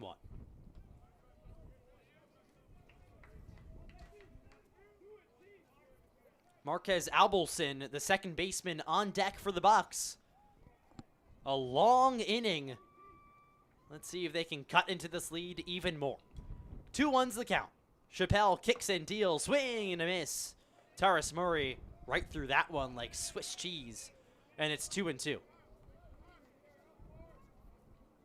Takes a deep breath. A couple steps outside the batter's box. Now digs his way back in. 2 outs, 1 on. The count's 2-2. It's Austin Gamel over at third. Chappelle's pitch outside in the count's full. Yeah, well, we've seen Murray be a lot more patient the last couple of at-bats, but now's the time if you see a pitch you like to attack it, because on a full count, anything can happen, but it'll be very interesting to see his approach to the plate here on a full count. The payoff pitch from Chappelle to Murray on its way. Here it is. Inside, and Taurus Murray works a walk. So runners on first and third now for the Bucs.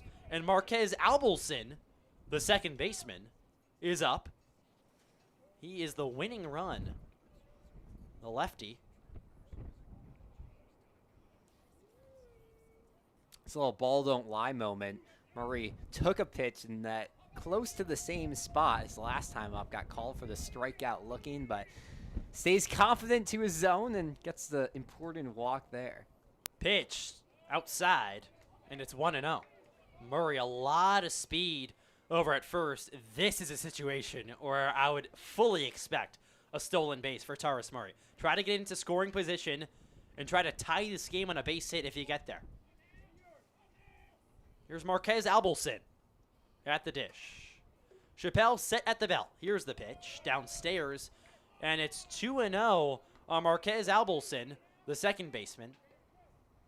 Has a hit today. 8 hits on the day total for the Anchorage Bucs. Speed all around. Sun's creeping out here at Mulcahy. Chappelle ready for the 2-0 pitch. Here it is. Strike called on the outside corner, and it's 2-1. Wind still blowing pretty well out to right field as we are in the later innings here. 8th inning between the Bucs and Miners, 5-3 on opening day. Throw back to first, and Murray is in there safely.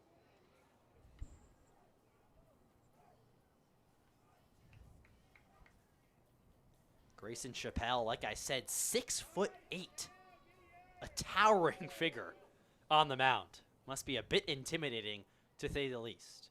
2-1's the count. Pitch, cut on and missed, and it's 2-2 on Marquez Albelson.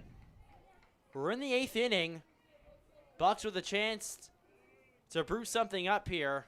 A run already in via Rui's wild pitch score. Runners on first and third. Counts 2-2. Here's Chappelle's pitch. Swing and a miss. And Albelson goes down on the changeup. Chappelle screams into his glove as he works off the mound, and he gets out of the jam. No further damage done for the Bucs. We'll go to the 9th here on opening day. 5-3 Miners. You're listening to Bucs Baseball on the Anchorage Bucs YouTube channel.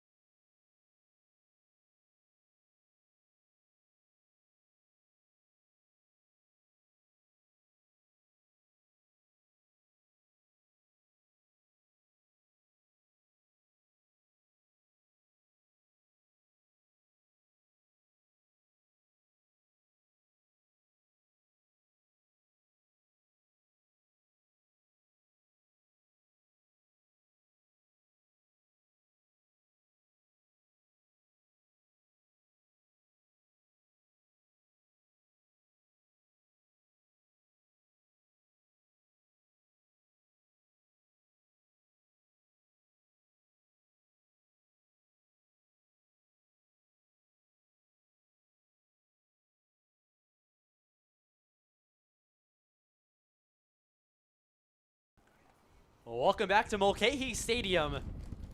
Here between the Bucs and the Miners on opening day. Milo Hoffman here, Alex Burstein. 5-3 the score between the Miners and the Bucs. Miners on top, but Anchorage has stayed with it. They've kept it close, and Jake Rafferty will be the new pitcher for the Bucs. Another guy who hails from Anchorage, plays for Tacoma Community College. Last season, pitched 35 innings, 4.79 ERA with just 17 strikeouts. So not a guy who's going to strike too many people out, but someone who will induce some ground balls. First pitch from him is taken down low. Oh no, a strike. That looked like it almost bounced up there. And it's 0-1. Yeah, Rafferty with one appearance last year for the Bucs, but he's quite familiar with this field. American Legion circuit often comes through Mulcahy Stadium here in Alaska, but good to see back-to-back pitchers for the Bucs who have experience. Carter Ebhard, the hitter for the Miners, the first baseman. Rafferty kicks and deals the 1-1. Just outside, and it's 2-1.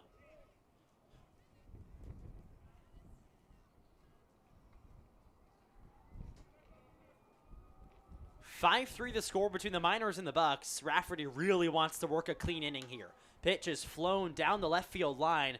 That'll work foul and out of play. So it's 2-2 on Carter Ebhard, the first baseman for the Miners.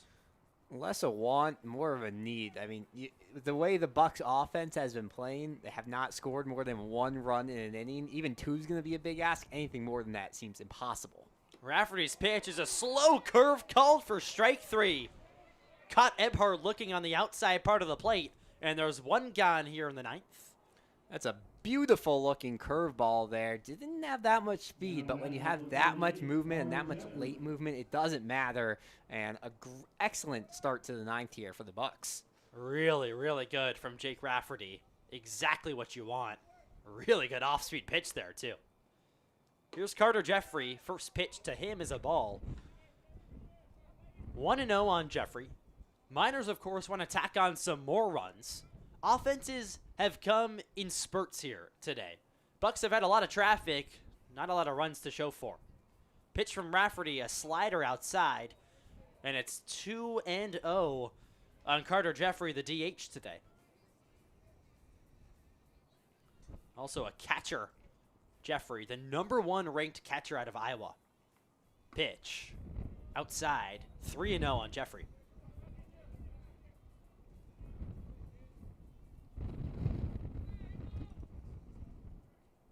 So 3-0 the count on Carter Jeffrey. Here it is. Strike right down the gut, and it's 3-1. Jake Rafferty doesn't have too much velo on the bump, but like we said, he's a crafty pitcher. He gets it done in different ways. A smaller guy on the hill. Ready for the 3-1. Pitch swung on and hit on a line to third. Snapped by Sanchez. He fires to first in time. So 2 gone here for Rafferty in the 9th inning. Nice play by Alex Sanchez to get the out. Yeah, very nice footwork there, and you can see that was a hard hit ball. He almost fell to the ground when it came into his glove, but was able to get up quickly, darted across the diamond. That's an impressive play once again from Sanchez. He's looked really good over there at third, and really just good all around. He got thrown out on the base paths, but has a knock. Been a vacuum there over at third. Pitch from Rafferty down low to Carson Grout, and it's 1-0.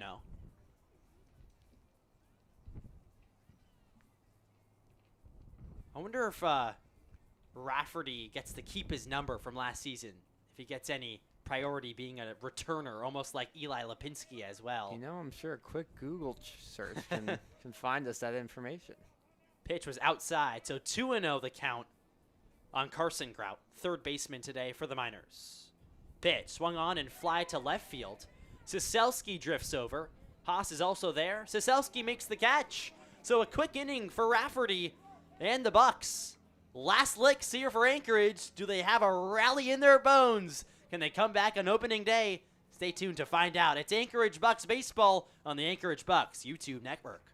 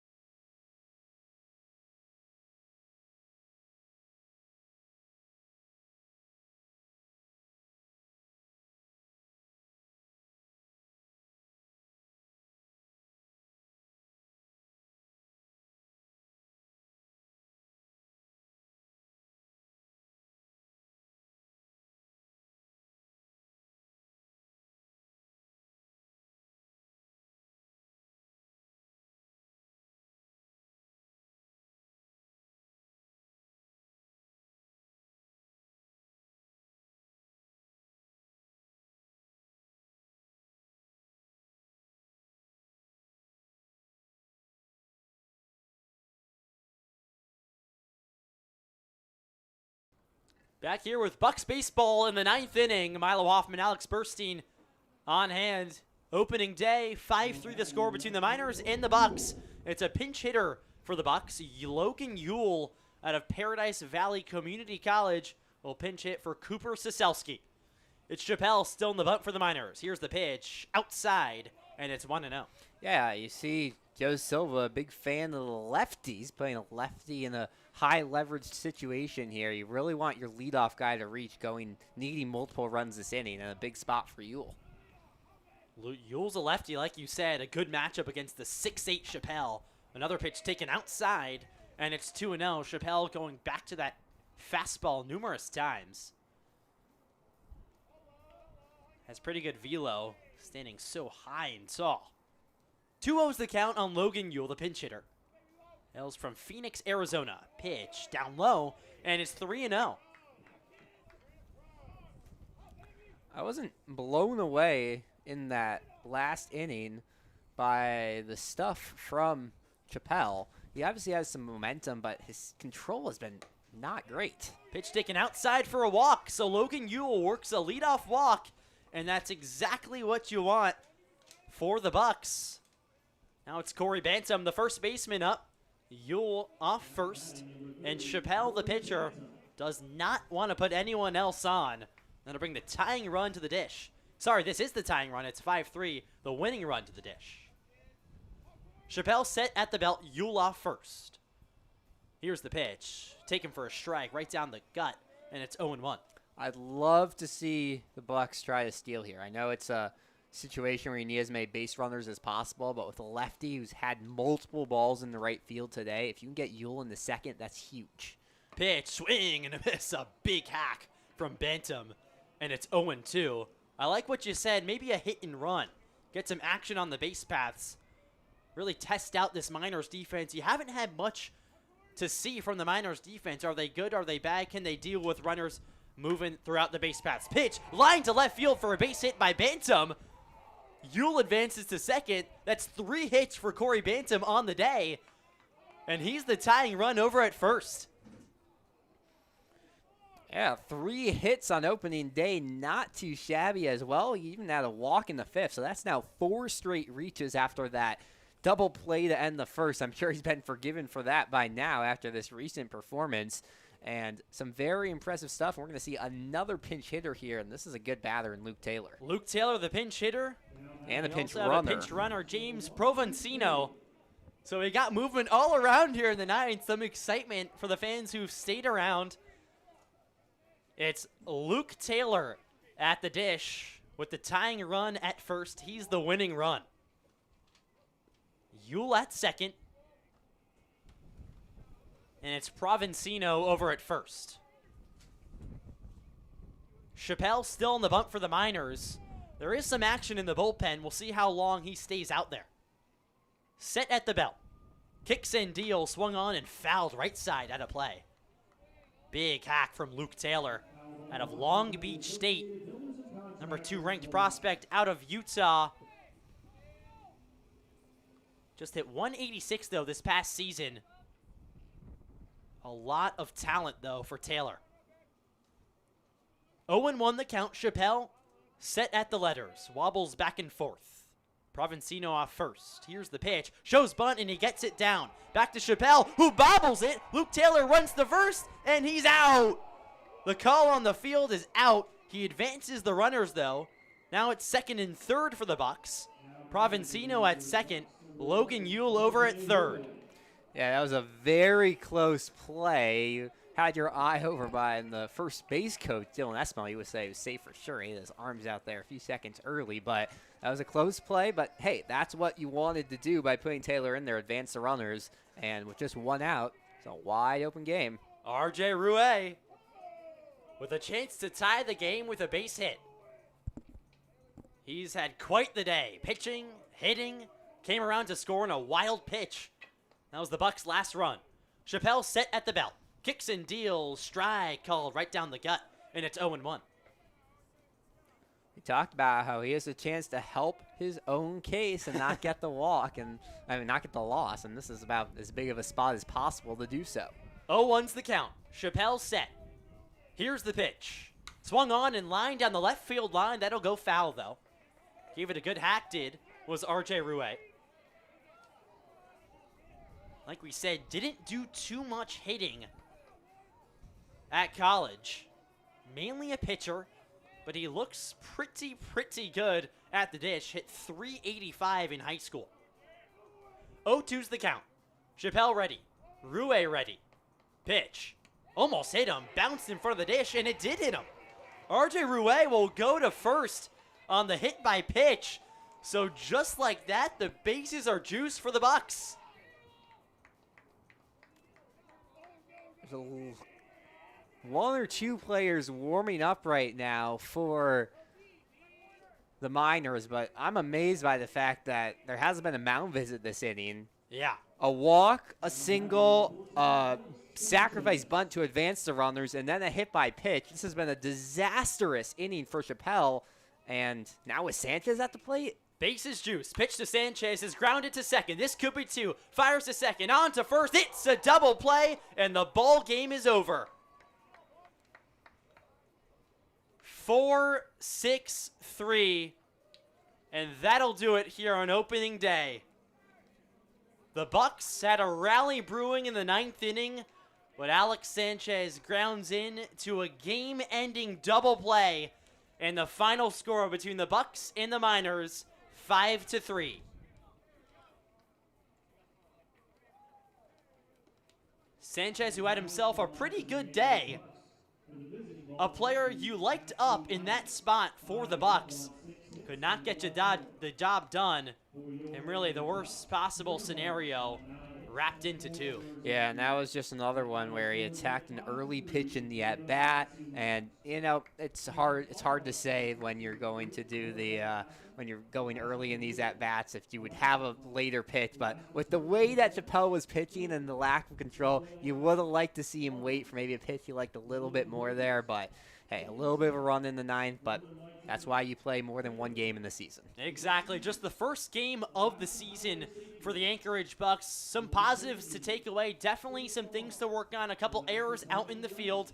And timely hitting there for Alex Sanchez. But he had hit himself a nice day, so not to dwell on that one for sure. 5-3 once again, the final score between the Miners and the Bucs here on opening day. So the Bucs 0-1 to start. The Miners 1-0. And the good thing is that we'll be right back here tomorrow for game number 2 between the Bucs and the Miners. But in Palmer this time, the Miners will host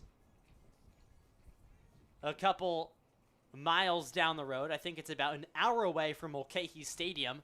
So everyone will be making the trip. The Bucs will hope to bounce back and pick up their first win of the season.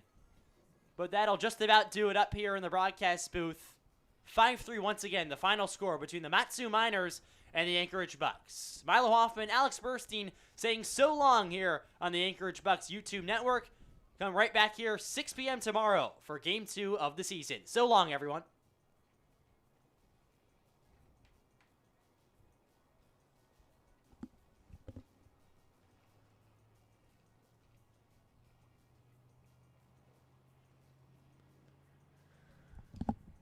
First one in the Bucs.